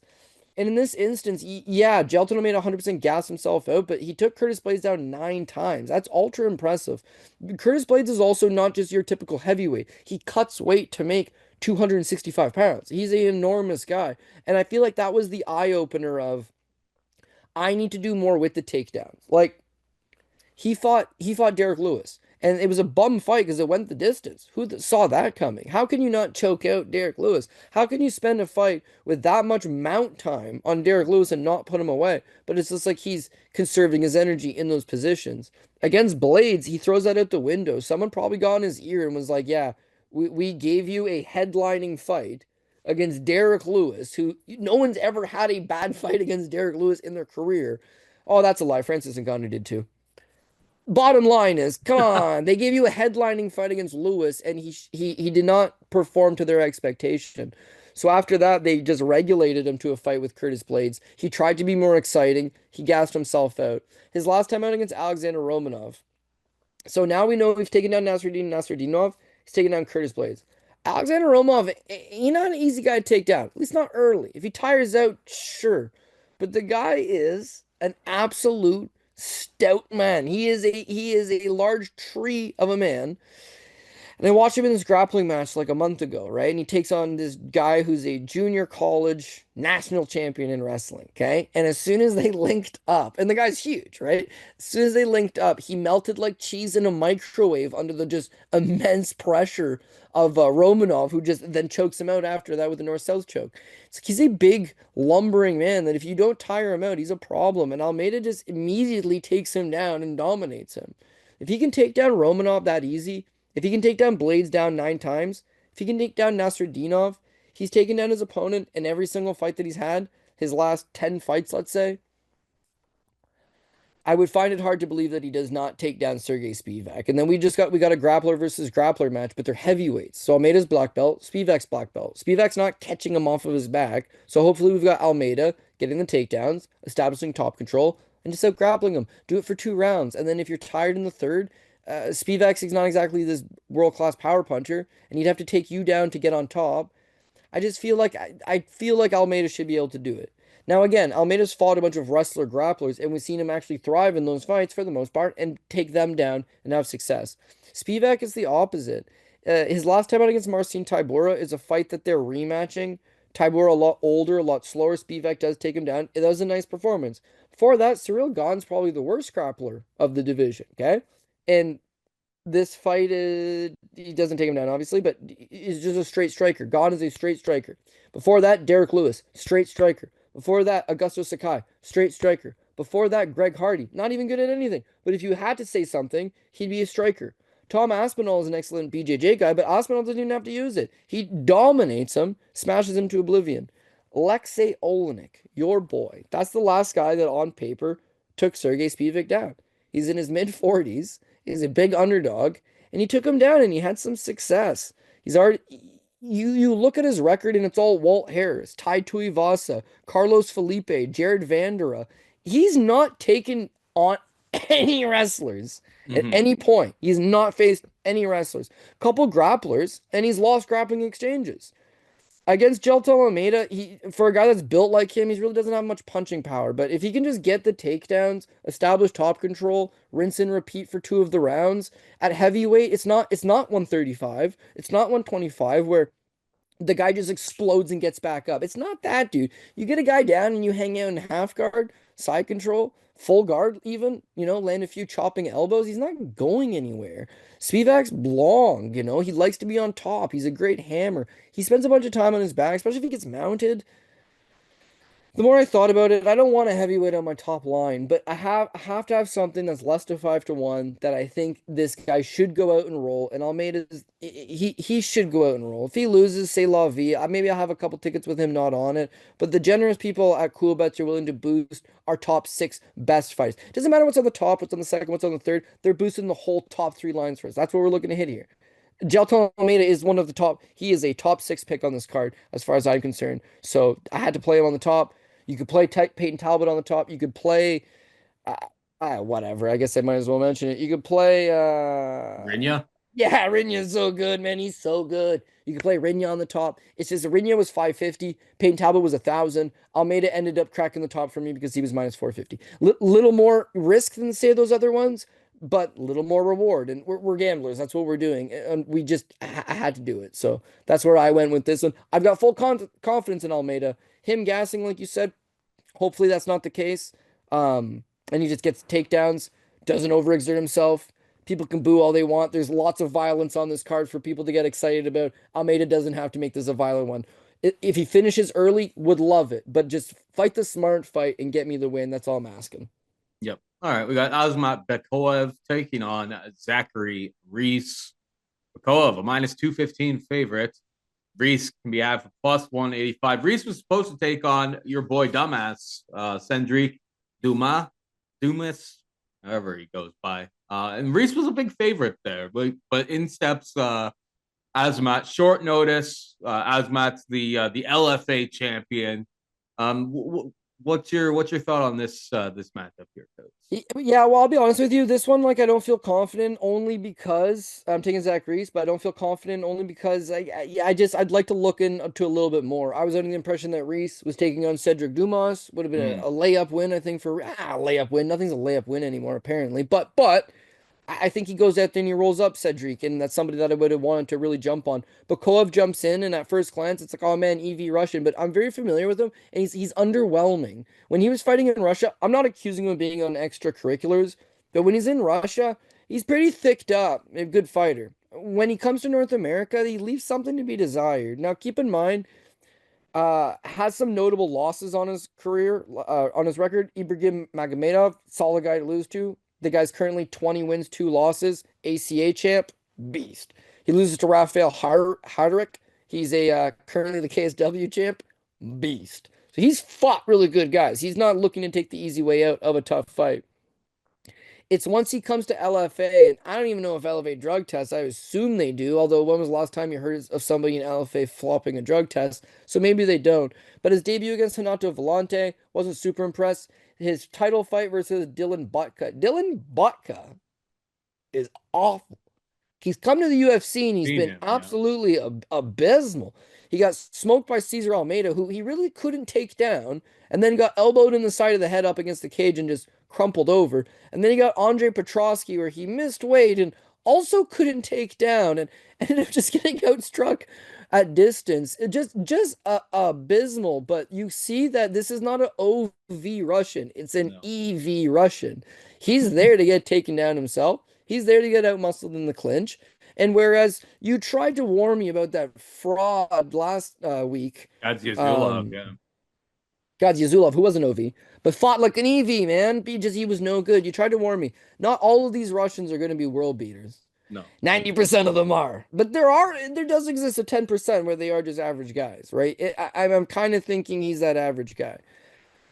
Now, as I say that, it's not like wins over Lucas Fernando and Chauncey Foxworth and Dylan Bucka. It's not like they don't mean anything. It's that I would really have to sit down on my Fight Pass account and then watch those three a couple times at length and then see how it matches up as Reese. But what I am getting at is if it was even money, I get it. But Bekoev, the favorite, I'm not. He's been underwhelming when I've seen him, and it's the opposite for Zachary. This guy's dynamite. I mean, he's 6'4", 77-inch reach at 185 pounds. So like he's very well put together. As an amateur, he's a very quick finisher, but the guy thrives off his back. The guy thrives in these grappling exchanges. Standing up, he's so long and he's so big that like, yeah, once all these skills catch up to each other and get to that next level, he's gonna be a very problematic guy because he's hard to break the distance on him. He's hard to get through to him. It's hard to get into that pocket, so to speak. He can hit you from the outside. When you eventually do crash on the inside, you get entangled up, you get into a clinch, you guys fall over to the ground, and then he's a problem off his back. Solid enough wins on the regionals, but it's that debut, or he beats Eli Aronov on the Contender Series. He's a slight favorite over Aronov, who's a fellow undefeated fighter. Quality victory. The second they hit the ground, you see these long ass legs come out of nowhere, trap up the armbar. His fight with Cody Brunridge, he goes for a triangle, and Cody Brunridge Rampage Jackson him. That's just part of the game, man. That is part of the game. You can't say he's chinny. You can't say his submission game's not good. He went for a triangle choke. It's a risk reward situation. If you don't go unconscious, that triangle just gets that much tighter and it's over. If you do land the power bomb, yeah, it's either going to be like Rampage versus Ricardo Arona, where he absolutely deads him, or let's say Matt Hughes versus Carlos Newton, where he pretty well deads him.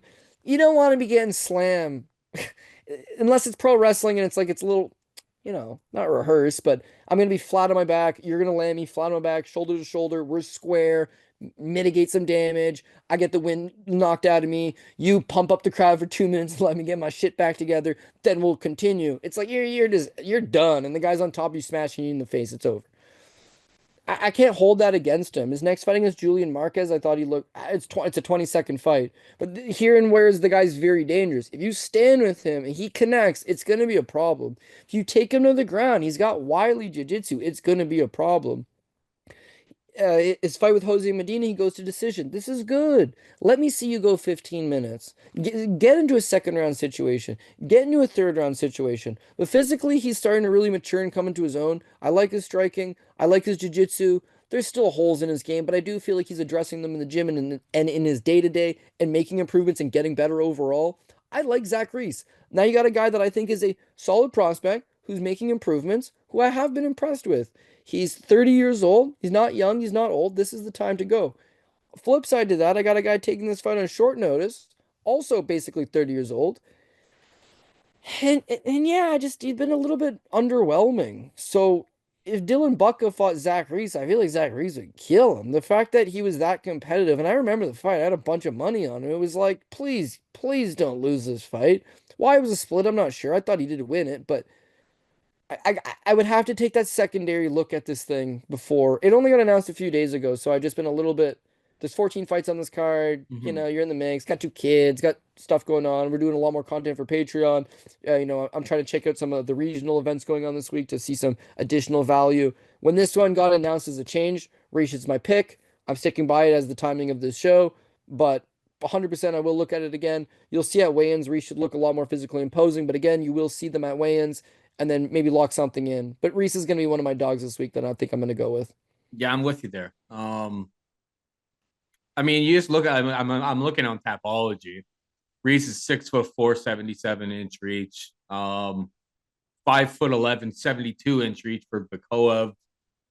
Kind of seems like it feels like there's the books are setting up like a Russian tax this year, and if you end with a V, basically they're like.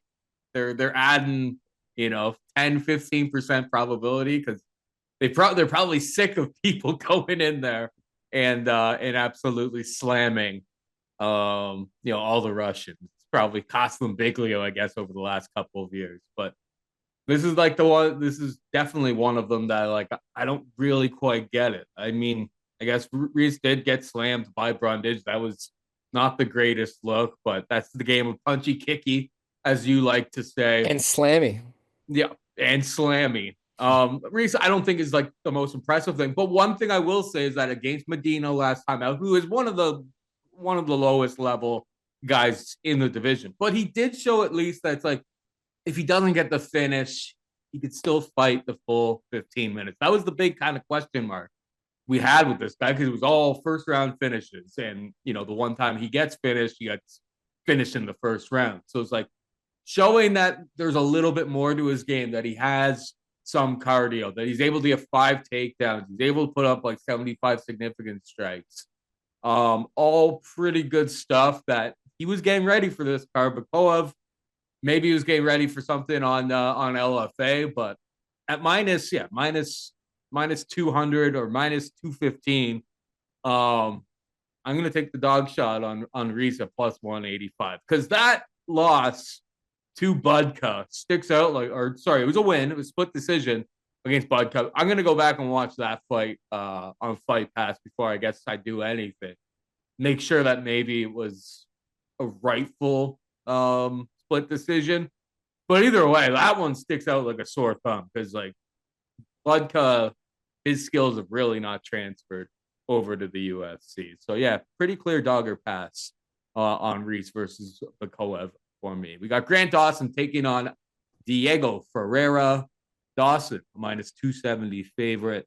Ferreira can be had for plus 215 at Cool Bet.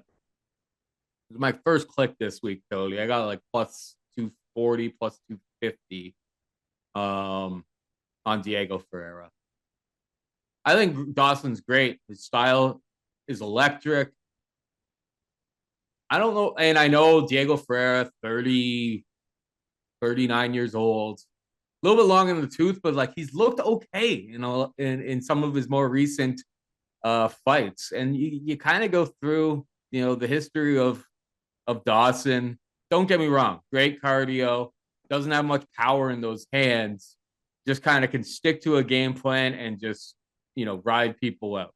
Not out of the realm of possibility. He gets takedowns early and often against Diego Ferreira. Ferreira's not able to do all that much about it. But yeah, Bobby Green knocking out Grant Dawson. Bit of a red flag. Did it in 33 seconds. We've seen the chin exposed twice, both of his losses in his professional career. One was against, 2016, Hugh Pulley. That's so far back that we don't care all that much about it. But Ferreira's, the Rebecca fight there. That's like it's a similar type of style matchup, and like he really exploited Mateusz Rebecca there, who's an absolute fire hydrant, absolute pain in the what for lots of people. And I just think that Carlos Diego Ferreira has the right skill set to cause fits for Grant Dawson. So at the plus 200 and up type of range, I think it's a pretty clear dogger pass. I think we get the more refined striker in Carlos Diego Ferreira. And if he is on his back, he's going to be throwing up submission attempts. He can definitely get out cardio, but he's throwing up submission attempts. He's fighting his way back to his feet. And there has been some fights recently where it's like that cardio, like the Rebecca fight in general is like, we talked about like, oh, he doesn't have necessarily the best gas tank. It's like, he just kind of kept getting better as that fight went along. And Rebecca started to look worse. So, yeah, I think you could do a lot worse than Diego Ferreira if you're looking for dog shot this week. I'm on it.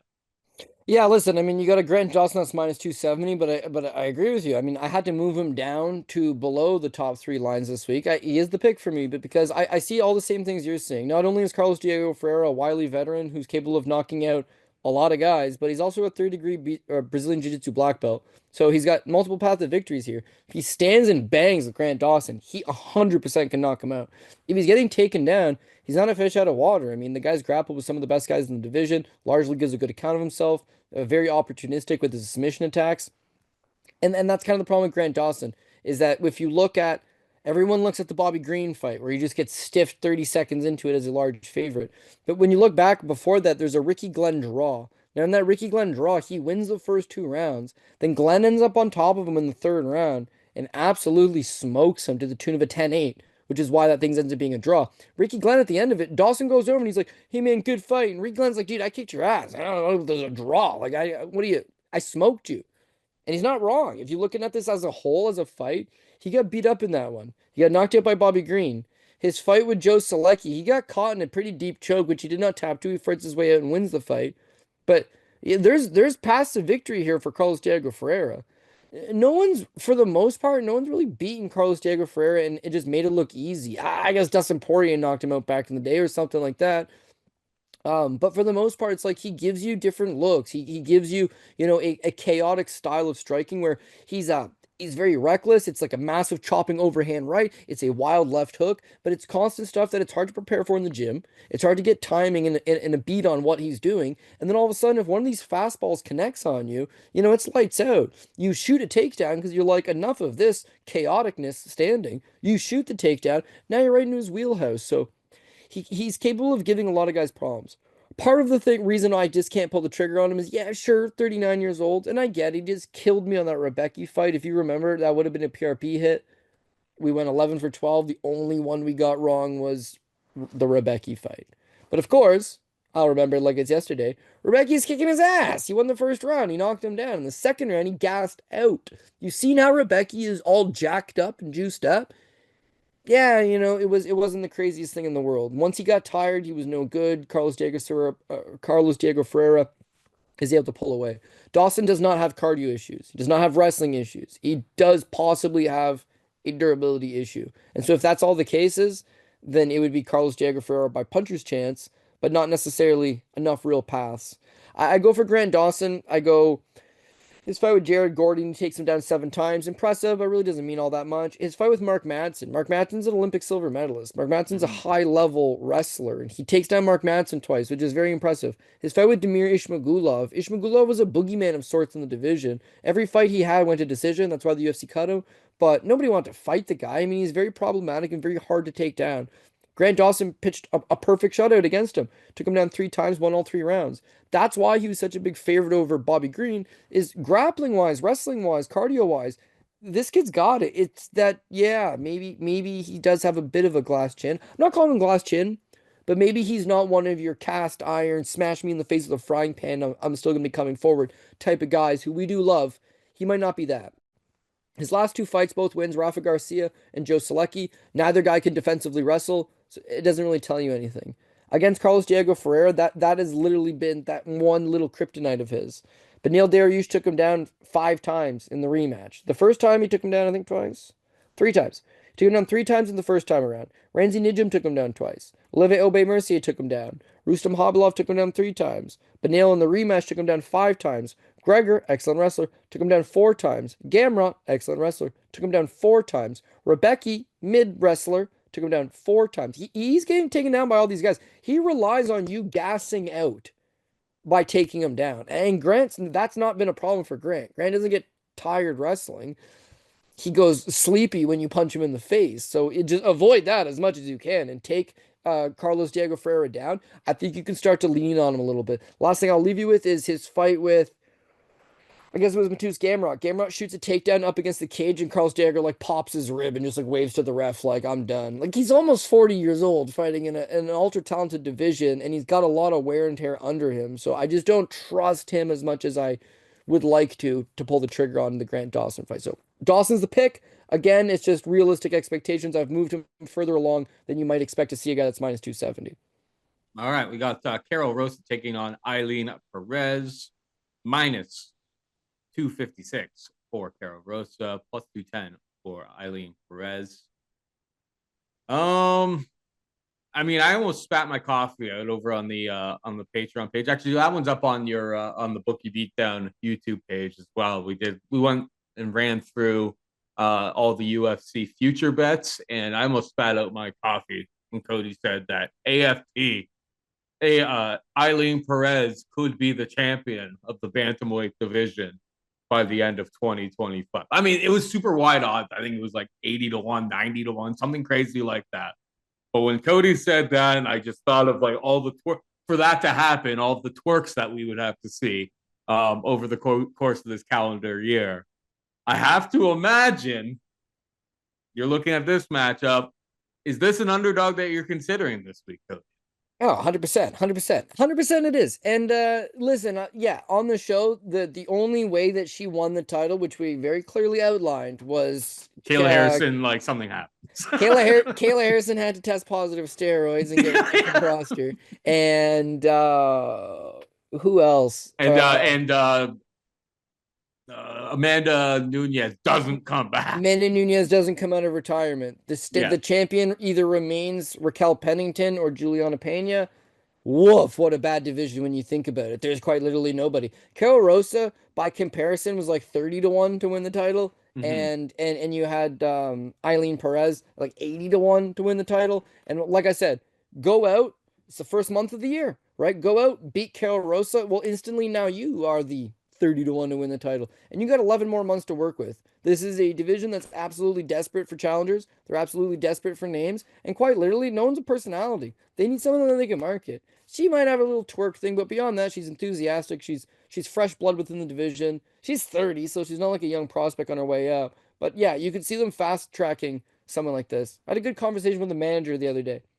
He's like, how do you get someone to the UFC? You know, like the process from getting them 10 regional show fights to then signing with a upper class promotion to then taking those bad fights being offered to then like, how do you do it? And it's like the quickest way to make the UFC is be a heavyweight male or a flyweight male, be a woman. You can make the UFC real quick because they just do not have the bodies in the division.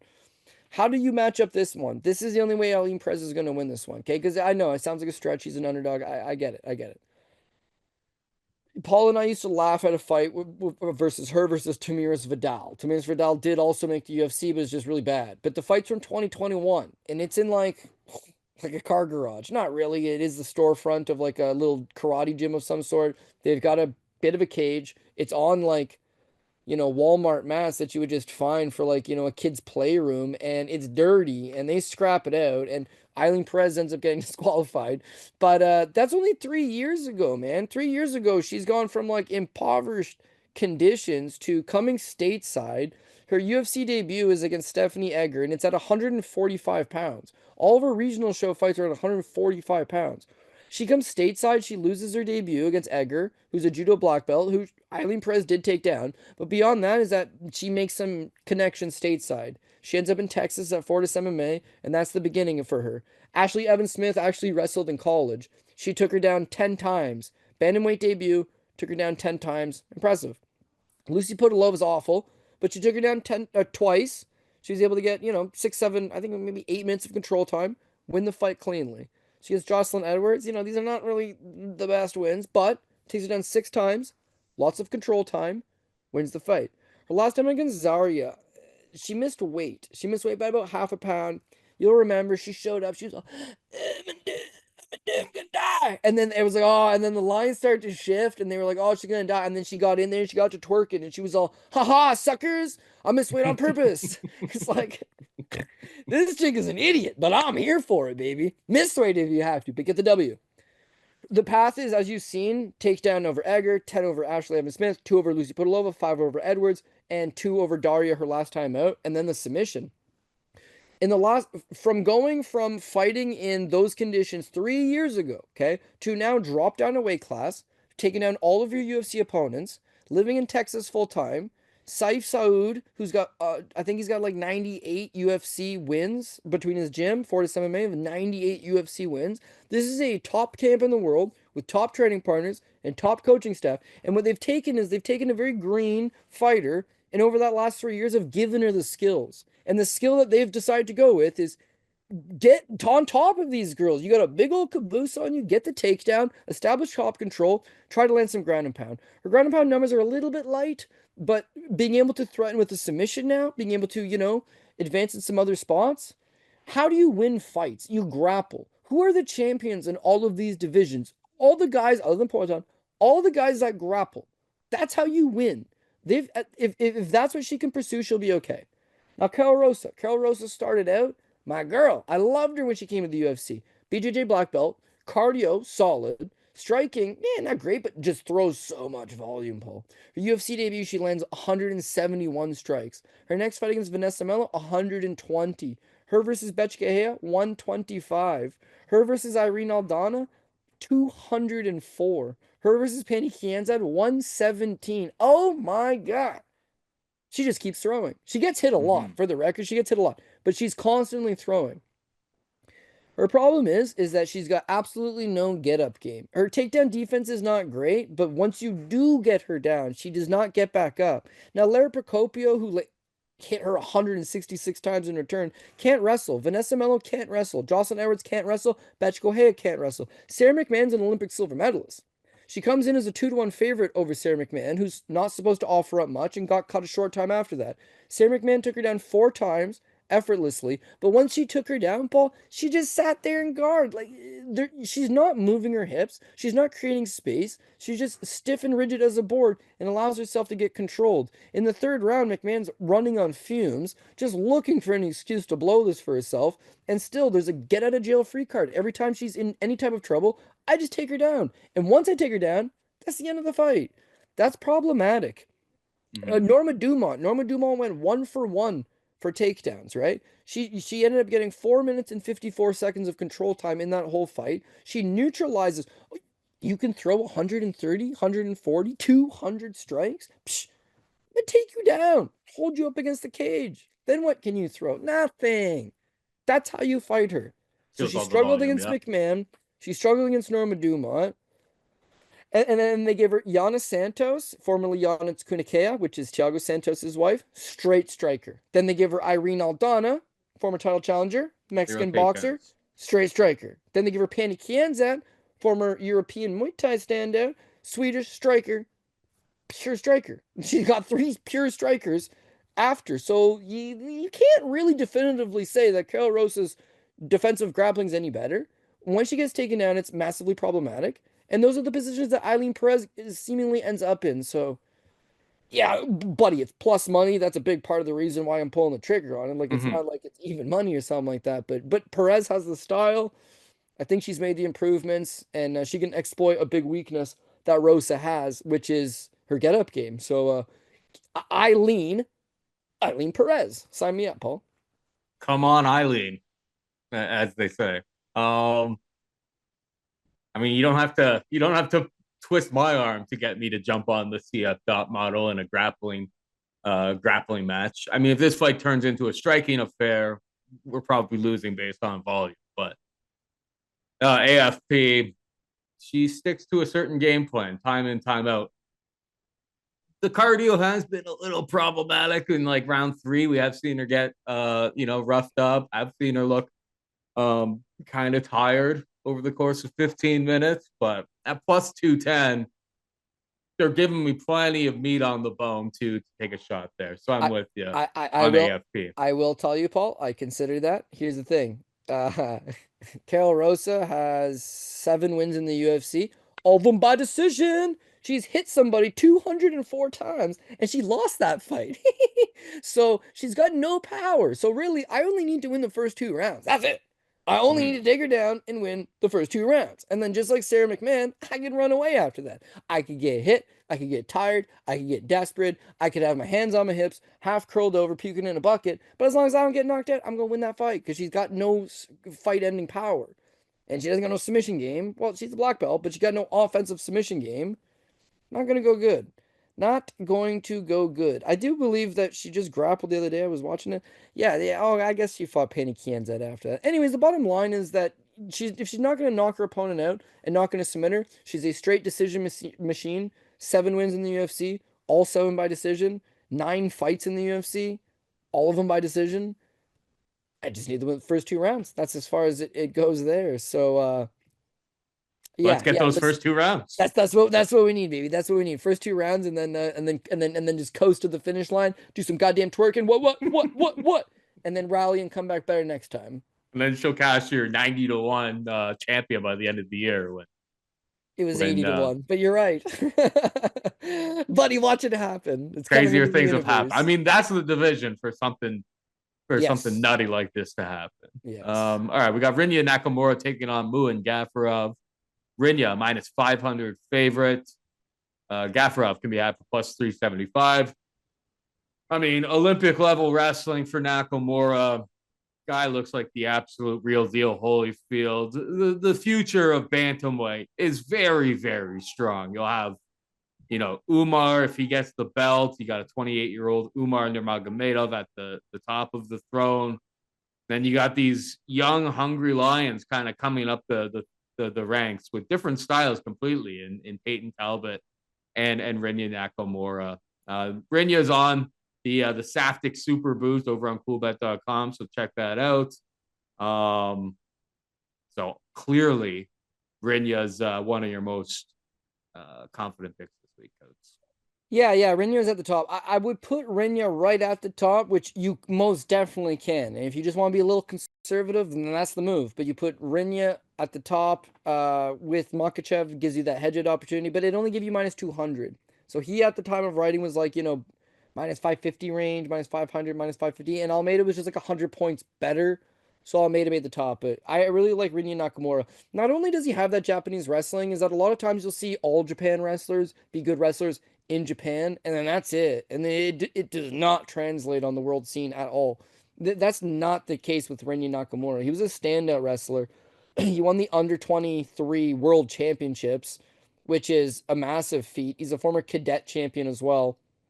He was going to wrestle for Japan at the Olympics. Unfortunately, due to COVID, he was just like, screw it, I'm going to fight instead. His dad, Kozo Nakamura, was one of the founders for Shudo. So when this is just a little boy, the plan is for him to fight. That's the end goal. But these guys realize, what's the best way to fight? Wrestling. Wrestling is the most important art that you can have. Even back in 96, they figured it out real fast that these guys like Kevin Randleman or Mark Coleman or Mark Kerr, they took you down. That was the end of it. They didn't know anything else other than wrestling, and they could win. Still to this day, the champions are all, for the most part, wrestlers. So I feel like he always had his eye on eventually transitioning over to MMA. So even though he's 29 years old right now and he's kind of like green in his MMA career, this guy moves extremely well. And everything he does is it's like set up for fighting. So obviously, because he's wrestling, he's shooting off his lead foot. I think he's right-handed, but I think they teach him to have a southpaw stance so that he can shoot off his lead leg. And then his left hand, which is not even his power hand, then gets developed because he's fighting on a southpaw stance.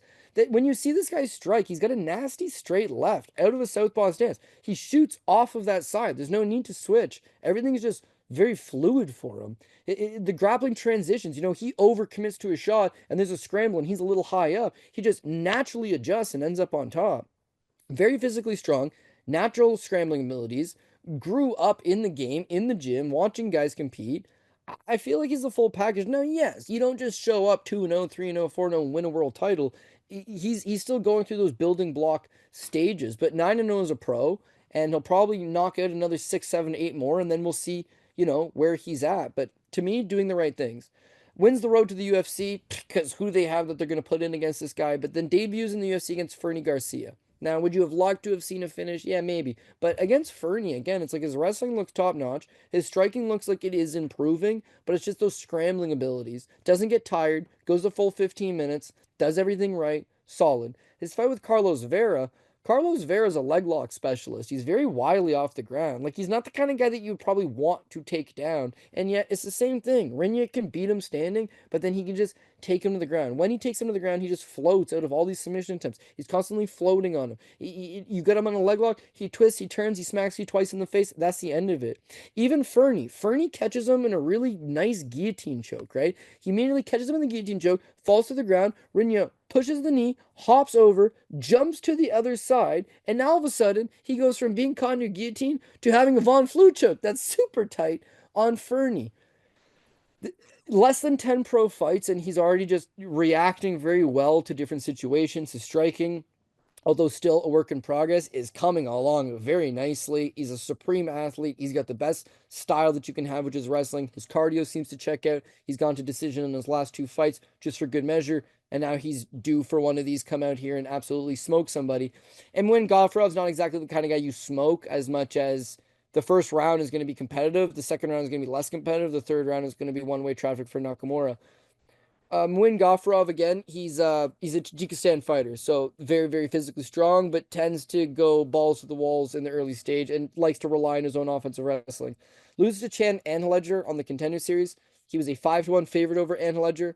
Anhledger was 35 years old and a flyweight. moves up a weight class, and beats Gafarov. It's a bad look. His striking, although he's willing to throw at you and throw caution to the wind, it's a Sambo style. Heads up in the air, launches hooks. There's no jab. There's no straight right. He's backing you up, backing you up, backing you up, unloading, and then trying to shoot under into a takedown.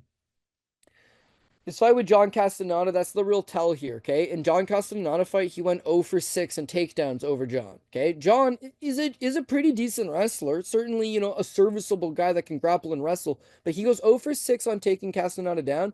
Meanwhile, Castaneda took him down 3 times. The fight's close. The first round, Gafarov's unloading on him, but I thought Castaneda won. The second round, Gafarov's unloading on him, but he gasses himself out in that second round. I thought maybe Nguyen won the second, but in the third, it's like he's just compromised, and he hasn't learned since then.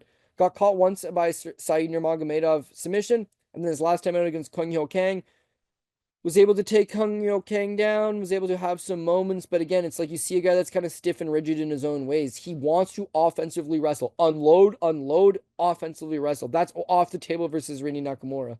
Yeah, him exploding in the pocket does create some problems, but if they stay at distance, Rini's going to touch him up with that left hand. The second he gets tired of getting hit by the left hand by the faster guy, he crashes the pocket, he's getting taken down. If he throws one single body kick, it's getting caught, and he's getting taken down. He's going to literally have to come in reckless abandon, and reckless abandon allows the guy to drop under and just shoot clear under. You're throwing hooks, especially, it's wide. Everything's wide. You're not throwing uppercuts, that are going to cause him to not shoot low. You're not throwing jabs, especially jabs to the body, where it's like it's hard for him to level change and come forward. Something's in his face. It's just loopy, man. He's going to scoop you up and dump you on the ground. And then if you work your way back up, which I'm sure Nguyen will, he's going to scoop you and dump you back down a second time. Then Gafarov, he's tough, and he is tough. He'll get back up again. But that third, fourth, fifth time, that's it, dude. He's going to just start accepting positions, lie there, and get beat up a little bit. I like Reinier. I think he's about as good as a Japanese prospect as the country's had in a really long time. Forget Kai Asakura and stuff like that, becoming the first Japanese champion. This guy's legitimate. This guy could maybe have a run for it. He's not there yet. He's 5 or 6 more fights away from continue to develop and then eventually taking on the best guys of the division. But he's got a guy here in Moin Gafarov I don't think is not anywhere near the top 15 in the division. So I think Rin should have nothing's ever easy, and this guy's Tajikistan fighter, so he is going to make it a night. But it is going to be a winning night for the Japanese fighter Nakamura. I'm confident in that one. So he's a second line for me. Yeah, boost up parlays this week for Cool Bet. We need top 6 guys. He's 100% one of those top 6 guys. Yeah. Reinier Nakamura, he may not have been getting finishes the last couple times, but against Carlos Vera, 3 takedowns, 13 minutes and 3 seconds of control time. So it's like he's getting those takedowns. He knows what he's good at. He sticks to the game plan. Fernie Garcia, same thing. It was 4 takedowns in that fight, 9 minutes and 26 seconds of control time. Nguyen Gafarov, the biggest, red flags, getting taken down 3 times by Mr. Perfect Kyung Ho Kang, getting taken down 3 times by John Castaneda. You're putting him in there with a guy who has literal Olympic pedigree wrestling outside of like a knockout type of, or like a knockout or bust type of situation for Gafarov. I think Reinier finds those takedowns, does it early, often, and just banks control time. May not necessarily get the finish. A submission is not completely off of the table. Don't get me wrong. I've been burned by this prop before. Plus 575. Maybe I'll get burned by this prop again, Cody. But Nguyen obviously did get guillotined by Saeed Nurmagomedov, so it's in play. But as a parlay piece, I like Reinier as well with you. We got Bernardo Sopai taking on Ricky Tercios. Bernardo is a minus 303 favorite. Ricky can be had for plus 240. These guys were supposed to fight back in November. Ricky Tercios pulls out on fight day with a medical issue of some sort. I don't know if you know what the medical issue was. I feel like when we did that show a month ago or 2 months ago, I think you may have been leaning towards Tercios a little bit. Correct me if I'm wrong, but I know that Sopai is like the last leg on the Safdie Super Boost over at coolbet.com. So clearly, Sopai is one of your pillars this week. Cody. What's your take here? Yeah, sorry. So yeah, we did actually do a little bit of a flip on Sopai, and there's a couple reasons. So the first of all, the reason why, large reason why I was fading him that last time the fight got booked is that he got absolutely like life-changing knocked out by Vinicius Oliveira. It's a fight that he was winning the first 2 rounds. It's a fight that he was looking really good in the first 2 rounds. But that flying knee at the end, man, it's like that's the kind of thing that changes your life. And then he was coming back March to November. Like he did not take enough time off. So when they booked against Ricky Tercios, I thought there's value on Ricky Tercios. Bernardo Sopai's probably hasn't given himself enough time. He's a little bit undersized. Like he's thick, but he's a little bit of a shorter guy in the division. He just struggled against a taller opponent in Vinicius Oliveira. Vinicius is 5'9". The commentators, you watch the fight, everyone's like, "Damn, this guy looks like he's twice the size of Sopai." Well, Ricky's also 5'9". So I got a taller guy, and there's a recent memory of the knockout, but a couple reasons why it changed, right? Reason number one, this is just the value side of things. The first time the fight gets booked, Sopai's a minus 350 favorite, right? And then they make weight, and then Ricky gets ill because it was a tough weight cut, and Ricky pulls out.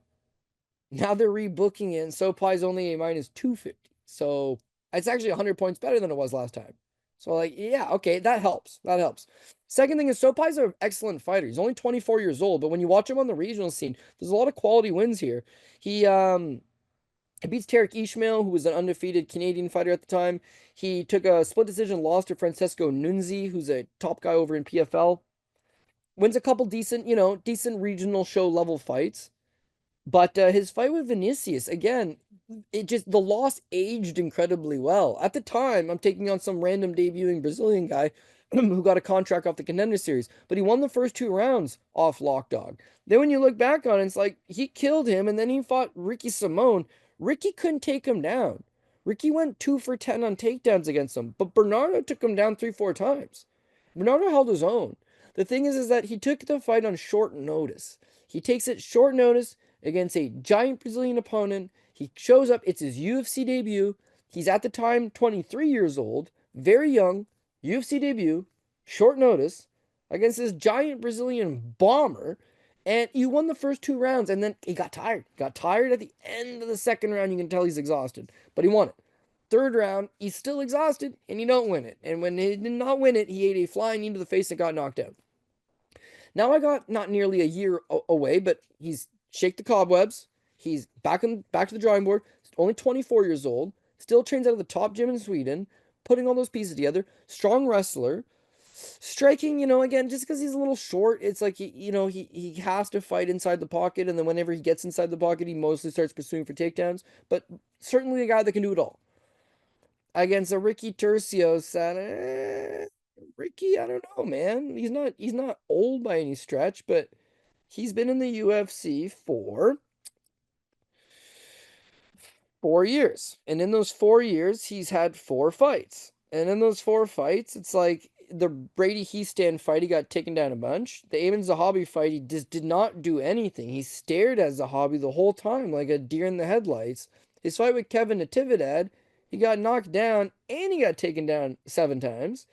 And then his last time against Raul Rosas Jr., I thought he maybe won the first round, but he got taken down 4 times and eventually choked out. First guy to ever choke him out, Raul Rosas Jr. So yeah, he got taken down 4 times by Raul. He got taken down 7 times by Kevin Natividad. Wrestling defense seems to be an issue for him. I feel like Sopai could take him down. If the fight's standing, Ricky's got lots of volume. I'm sure you're looking at some of those numbers. It's like, well, Ricky's capable of, at best, landing, 80, 90, 100 range. You saw in his fight with Brady Heastan, he did land 100. But just keep this in mind. Keep this in mind. He lost a Contender Series fight against Boston Salmon back in the day. Boston Salmon got the contract. Ricky didn't. Ricky had to go back in the regional scene, work his way back up. He outlanded Boston Salmon 110 to 61. And there is absolutely no doubt in anybody's mind that Ricky Tercios lost that fight. Damn near doubled him up and landed 110. It's all flim-flam. There's no substance behind it. His fight with Brady Heastan, he landed 100. In fact, he outlanded him 100 to 66, and he scored a knockdown. He won a split decision. One judge did not think he won that fight. His fight with Kevin Natividad, he outstruck Kevin Natividad 68 to 41. It was a split decision. One judge didn't think he won. So he's 2-2 in the UFC. Both of his wins are by split decision, including his fight in the Contender Series. Overall, he's got 3 losses with the organization, and in the vast majority of those, he's either outstriking his opponent or he's doubling them up, and it's either a split or he's losing. So that to me is kind of the issue here. Bruno Sopai's got some power. Bruno Sopai makes those shots count. And if you're going to land, oh man, Ricky's touching him up with the jab. Ricky's tall. Ricky's fighting off his back foot. Ricky's landing a few shots here and there. That's all well and good. That's all good stuff. But you may land 5, 6 shots. He steps in and lands 2. You hear the thud. The crowd reacts. The commentators react. The judges react. You mix in a few takedowns in close rounds like that, you secure it. When you're 24, every fight, you're going to get better and better. Sopai is a legit prospect, and he's going to continue to get better and better. Bad UFC debut. Shouldn't say bad. He looked pretty good in his UFC debut. Unfortunate ending. Woof, was that an unfortunate ending for him. There's no reason to believe that he is not going to come out as a more mature, more comfortable, better version in his second outing. He's still young. He's making those improvements. Ricky's 31. Ricky's 31, and he's fought 4 times in the last 4 years. This is him. This is him. And Ricky's done all of his training camps for the last 6 years at Team Alpha Male, and he still can't stuff a takedown. So he's not gonna get all that much better. And it's 100 points better than it was the last time they booked it. My guy got more time off to develop, more time off to get that KO in the rearview mirror. And Ricky's the one that had a bad weight cut and pulled out because his tum-tum hurt. So what? This weight cut's going to get easier for him all of a sudden? Nah, it'd be another bad weight cut. And Sopai's got to go out there and take advantage and capitalize. So there's bigger favorites on the card like Guskov, but I'm not looking to put Guskov as a top 6 guy. Sopai, you're my guy. I need you to go out there and do the damn thing. Don't get calf kicked and then tear your bicep and then try to take his back and slip off and have bad luck, right? Do all the things that I couldn't accomplish last week with Trey Ogden. Come through as a value enough guy. Come through for me. I think he will, Paul. So the pick for me is Renato Sopai.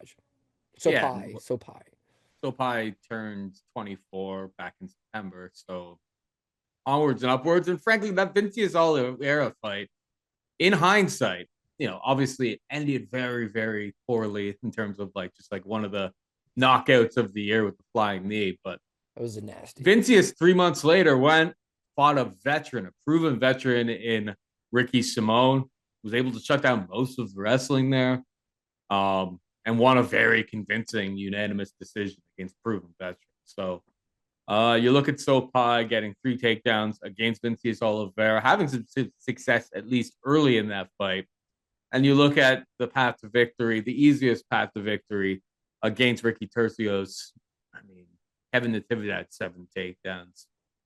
Brady Heastand 6 takedowns. Anybody who's wanted to commit to that wrestling has been able to do so against Ricky Turcios. So I'm with you. It's probably a little bit more chalk than I'm comfortable, but one of the favorites I don't mind adding to some tickets this week. Finally, we've got Tagir Ulanbekov taking on Clayton Carpenter. Ulanbekov, a minus 312 favorite. Clayton can be had for plus 250. Clayton undefeated in the in his professional run. He's definitely wouldn't necessarily call him a quote unquote prospect, because he's already 28 years old at flyweight. The time to get going is now. You know me. I've never really been a big Tagir Ulanbekov guy.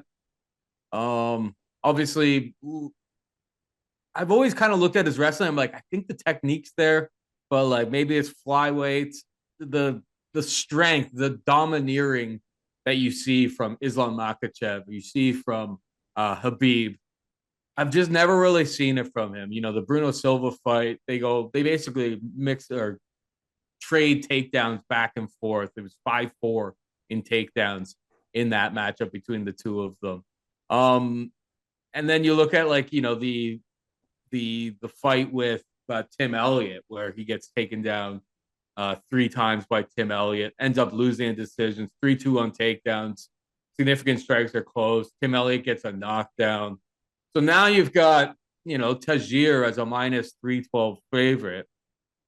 I've been looking at this one and of course, it could be close. It's more of a value play more than anything else. But if wrestling gets a little bit negated here, I think this fight is a hell of a lot closer than plus 250 on the Clayton Carpenter's side. It's the first fight of the night. There'll be 13 more fights for me to make my money back and make wagers on. But Clayton Carpenter is a dog I plan on making a play on this week, Cody. What about you? Yeah, there's a few of these big favorites that I got as dogger passes, like Grant Dawson, right? Minus 270. It's a dogger pass, but I took the favorite there. The next one on would be, I guess, Bogdan, Guskov, Billy Elekana. That is a straight dogger pass, but I didn't have the cojones. This is one Clayton Carper, Bekov. Yeah, I'm on the fade train here with Bekov. It's all about numbers, right? So first and foremost, this is a flyweight fight. So anytime I can get a guy who's this kind of plus money at 125 pounds, it has my attention. There's gonna be lots of scrambles, very subjective, up to what the judges are looking at. I'm in. There's value right off the hop. But the other thing is I'm a huge Tagir Bekov fight, but the writing is kind of getting on the wall. So what I mean by that is, this is a young kid that used to train in the mountains of Dagestan with Khabib, right? They're like friends for many, many years. He's inner circle. If these guys get into one single bathtub with 9 guys, Tagir be one of the 9 guys. He's got the trust of everybody, but he's the 125er. So Khabib retires at 32 years old. He says, my mom doesn't want me to fight no more, and I'm sure that's part of the reason, but it's also the wear and tear of running up these mountains in Dagestan from a young age, the constant training. And nobody told these kids about overtraining. They train hard twice a day, 6 days a week, went 100%. By the time that Khabib got to 32, he realized, hey, I've made my money. This is it for me. I'm a champion. Right off into the sunset. Islam Makhachev is 33 years old. You can tell just from the interviews. Yeah, maybe 1 or 2 more. Might move up to 170. Might take 1 more. At 33 years old, that idea of retirement is there. Tagir Bekov, he's also 33 years old. This is kind of the end of that style, that run. His body's banged up, and yet at 125 pounds, it's not lightweight. You can't get away with being 32, 33, 34, 35. It's tough. It's constant scrambles. Now people are saying, oh, well, yeah, that's just pure speculation. And most of it is. How do you know the guy's body's broken down? Well, I'll tell you how I know this guy's body's breaking down. Let's just go over it. UFC debut, July 18th, 2020. Supposed to fight Alexander Doxalchuk, who actually never ever fought in the UFC. But Bekov pulls out. Okay? He pulls out of the fight. They rebook him January 23rd, 2021 against Matus Nicolau. Bekov withdraws. They rebook him against Matus Nicolau on March 13th, 2021. Bekov pulls out. They book him against Tyson Nam in June 19th, 2021. Bekov pulls out. At this point, he's pulled out of 4 fights in the UFC and had 1 fight in the UFC, which is his fight against Bruno Silva. As Paul mentioned, he debuted in the UFC as a minus 500 favorite over Bruno Silva, and yet got taken down 4 times and got hit plenty of times standing. 1 fight materializes, 4 he pulled out of. Then he beats Alan Nascimento. It's a weird split decision. He did take Alan Nascimento down, and then he's constantly just having to fend off submission attempts. Nobody lands any strikes. There's no ground and pound. It's just one guy's on top and the other guy's throwing up submissions. So it's a split for Bekov. So both of his fights in the UFC, not all that impressive. He's pulled out of 4. His fight with Tim Elliott, Paul nailed this one. He tires against Tim. Tim's the first real wrestler that he's fought to that point. And yet, when he's shooting the takedowns and they're being returned, there's constant scrambles, he gasses. He has every ability to win that fight. He needs to dig deep and find that second gear, and it's not there. And maybe it's because his body's banged up. And maybe it's because he don't fight as much as he used to. But keep in mind, he turns pro at like 20, and he debuts in the UFC at 29. That's 9 years he spent on the Russian regional, 20 to 29, the best years of his career. He left in some mountaintop fighting tough, durable Russian guys for absolutely no credit. Now that he's in the UFC, he's a little off. After he loses to Tim Elliott, he pulled out of a fight with Tyson Nam. He pulled out of a fight with Jake Hadley. He pulled out of a fight with Alex Perez. Then he missed weight against Josh Van, came in at 129.5. So Van said, I'm not fighting him. That's been the run. For the record, all absolutely true. He's pulled out of 8 fights in the UFC. And that's a lie. 7 fights in the UFC, and one of them he showed up 4 pounds overweight, and his opponent said, no, we're not doing this. Why was it tough to cut weight? Oh, because he's injured and it's tougher to make it. And he's now 33 at flyweight, and he's pulled out of 7 fights in the UFC, more fights than he's actually competed in. When he does compete, his gas tank is lackluster. If you can just cause the scrambles and make this guy work, problematic. Now, yeah, that right hand he landed on Cody Durden, tough.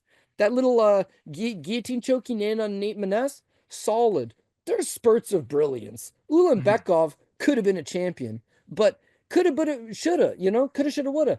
If he would have jumped in the UFC when he was 24 and gone up through the gamut and fought the best guys and had some adversity and had some setbacks, then by the time he was 30 years old and his body was riddled, he could have made it to the top. Instead, he signed to the UFC at 30 years old. His body's riddled. Still pretty damn good. Still pretty damn good, but not as good.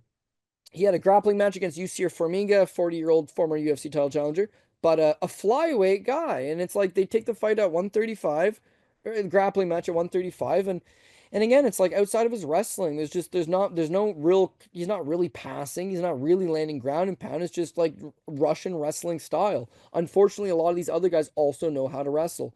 And that's the issue here with Clayton Carpenter and why I think he's a live dog and why I'll be taking my punch on him here. First of all, he wrestled a little bit in college, but he's out of the MMA lab in Arizona, which is just a wrestling heavy team. And they all know how to wrestle. They all know how to defensively wrestle. Well, other than Sean O'Malley, I suppose. But even him, I mean, the guy's come a long way if you think about it. When you look at Clayton Carpenter as a whole, he's 8-0 as a pro, and he was 6-1 as an amateur, right? So he's had one loss in his entire fighting career. That loss is to Junior Cortez, who is Tracy Cortez's brother, and it's by split decision. And at the time, Carpenter's 20 and this kid's 24, right? So that's it, and it's a split, and that's his only loss. Outside of that, he's actually done quite well for himself. Knee bar over Nick Clem, not bad. Win over Rodney Kilahi in the first round with a head kick, solid. Jumps on the contender series against Edgar Chairez. Now, Edgar Chairez fights in the UFC now. Edgar Chairez went the distance with Tatsuya Taira. Edgar Chairez is actually pretty damn good and very durable. That's his best thing. He's very durable. Clayton Carpenter, he does it all in that fight. You can see he's green. You can still see he's a work in progress, but his striking is good. He moves forward. He's got a nasty little high kick. He can throw head kicks off both sides. He's a natural athlete. And basically, he's got good timing. He'll wait for you to throw the right hand to jump under, shoot the takedown. He's able to take Chairez down. He neutralizes him. Decision victory. This Jucamio Ronderos. Ronderos is a freak athlete and a really good wrestler, but just that's it. That's all he's got. Ronderos does take Clayton Carpenter down. The second he takes down Clayton Carpenter, Carpenter throws up a triangle choke. He needs to address it. He slips out. He transitions to an armbar. Slips out of the armbar. Carpenter uses that to reverse, get on top. Takes his back, chokes him out. So he can grapple. He can strike. He can wrestle. You say getting older, 28, because it's flyweight. I understand what you're saying. 125, it is a tough division. But this is still a young kid. He's very much a prospect. He's still working his way up. Then he gets this Lucas Roca. It's a submission of the night win. Again, you see his striking looks crisper. He's kind of like, I know Austin Bashi really underperformed big time last week, but he's like a Austin Bashi, but with just more fights in the UFC. They didn't just throw him into a prospect killer his first time out. They've allowed him to beat Edgar Chairez, Jucamio Ronderos, Lucas Roca, sorry. He's building up, but he's got all the right parts. Now, at some point, someone's going to stiff him. At some point, someone's going to, stuff those takedowns and force him to strike. But what I like is that he's got a secondary skill set. Ulanbekov's wrestling is still pretty good. You have seen him get taken down, but you're going to have to be a good wrestler, and you're going to have to be willing to scramble the whole time. Is that Carpenter could do that? And Carpenter has the cardio advantage. He doesn't lose third rounds. He can fight good in the first round. He can fight good in the third round. But when you start to get tired, that's his best advantage. Against Chairez, it's a pretty close fight. In the third round, the kid takes over. And his fight with Luis Roca, the first round, not bad. The second round, he breaks him. Ulanbekov is probably a better fighter. But Ulanbekov, 33 years old, very inactive, tons of injuries, 33-year-old flyweight. All of his teammates are all retiring because they've got, body of work of injuries. This is the right time to fade the guy. You can fade a flyweight. The guy's 300 at 125 pounds. It's always a good option. You can fade a guy that's been banged up and is laid off. And we got a legitimate, we're not just fading Ulanbekov on a narrative that he is hurt. That narrative certainly exists. But also, we got a guy here in Clayton Carpenter that gets world-class rounds on the daily with world-class guys at his weight class. can wrestle, can push it, can keep this thing tight, can win striking exchanges, can tire you out. If it's 1-1 going into the third, I think we are good. We just got to make sure we're not down 2-0. Him getting finished, I don't know. I have no reason to believe he would, but I also haven't really seen him in really like greasy spots. So all possible. All possible. But I got Carpenter as an underdog to pick here, Paul. All right, so we're on the same page there. Yeah, and just you want the top three lines, boosted odds, cool bet. You roll in there, scroll over, you'll see Dogger Pass at the top, like exclusive page there. Saftic Super Boost, which has Islam Makhachev, Jamal Hill, Payton Talbott, Jailton Almeida, Reinier Nakamura, and Bernardo Sopai. At the time of this recording, plus 450. I just like ran through a very popular American sports book what that parlay would pay, and it's plus 370. So like they're giving you, 80 points extra on that. And obviously Hill brings up, it brings it up to a much more tasty payout on that. But we kind of did say that fight could be a little bit greasy. But without further ado, Cody, before we get out of here, hit him with the PR. Okay, I'll hit the PRP, but I got one last thing because he brought my boy up, Okay. Jamal Hill. It's just one point that I forgot to bring up earlier, but that'll Okay. bug me that I never brought it up. Okay. You'll almost never see this unless a guy just made a UFC debut or has 2 fights and got his ass kicking both of them. You will almost never see this for somebody that has 5-6 fights in the UFC, let's say. Jiri Prochazka, strikes landed per minute is 5.38. His strikes absorbed per minute is 5.59. He absorbs more strikes per minute than he lands. Okay, especially with high quality guys, class guys, you will never see a differential like that. When you look at Jamal Hill, he lands 7.18 strikes per minute.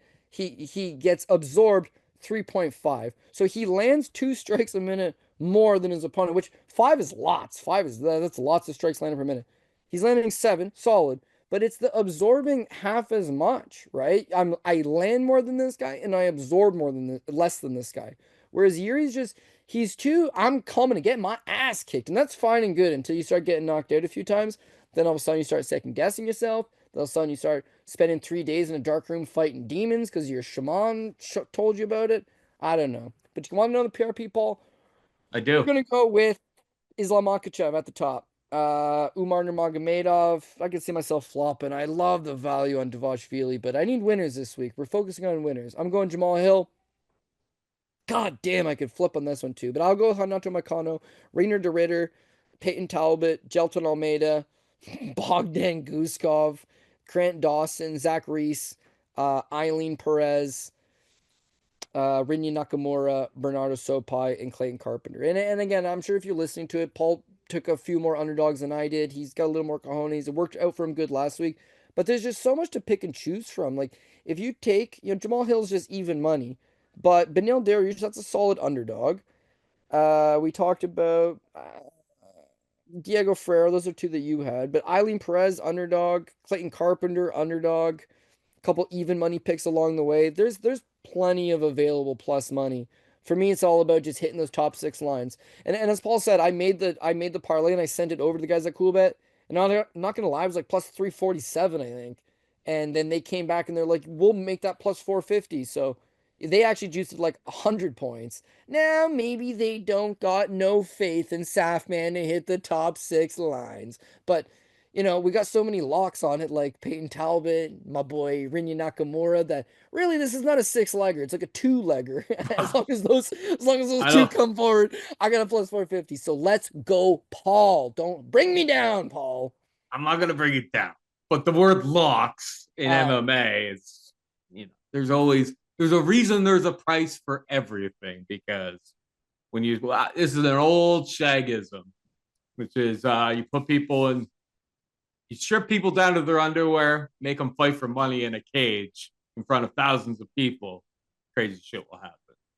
But yeah, if you want more from me and Cody, link is in the description to our Patreon page where we go through the weigh-ins on Friday and talk about our final bets. We take a little bit of a closer look at props on that show. So that one drops on Friday. We have a regional MMA show that drops on Thursdays. What else are we doing here, Codes? And then we have a recap on Sunday and Saturday. I think we're gonna have like a quick little question and answer type of thing. So we're building things up slowly but surely over there. If you want more from us, link is in the description. We'd love to have you on board with all of that. But that is it for us this week. Hope you enjoyed the show. For producer Jared and Cody Saptic, I'm Paul Shaughnessy saying goodbye. Good luck. Oh, oh, oh.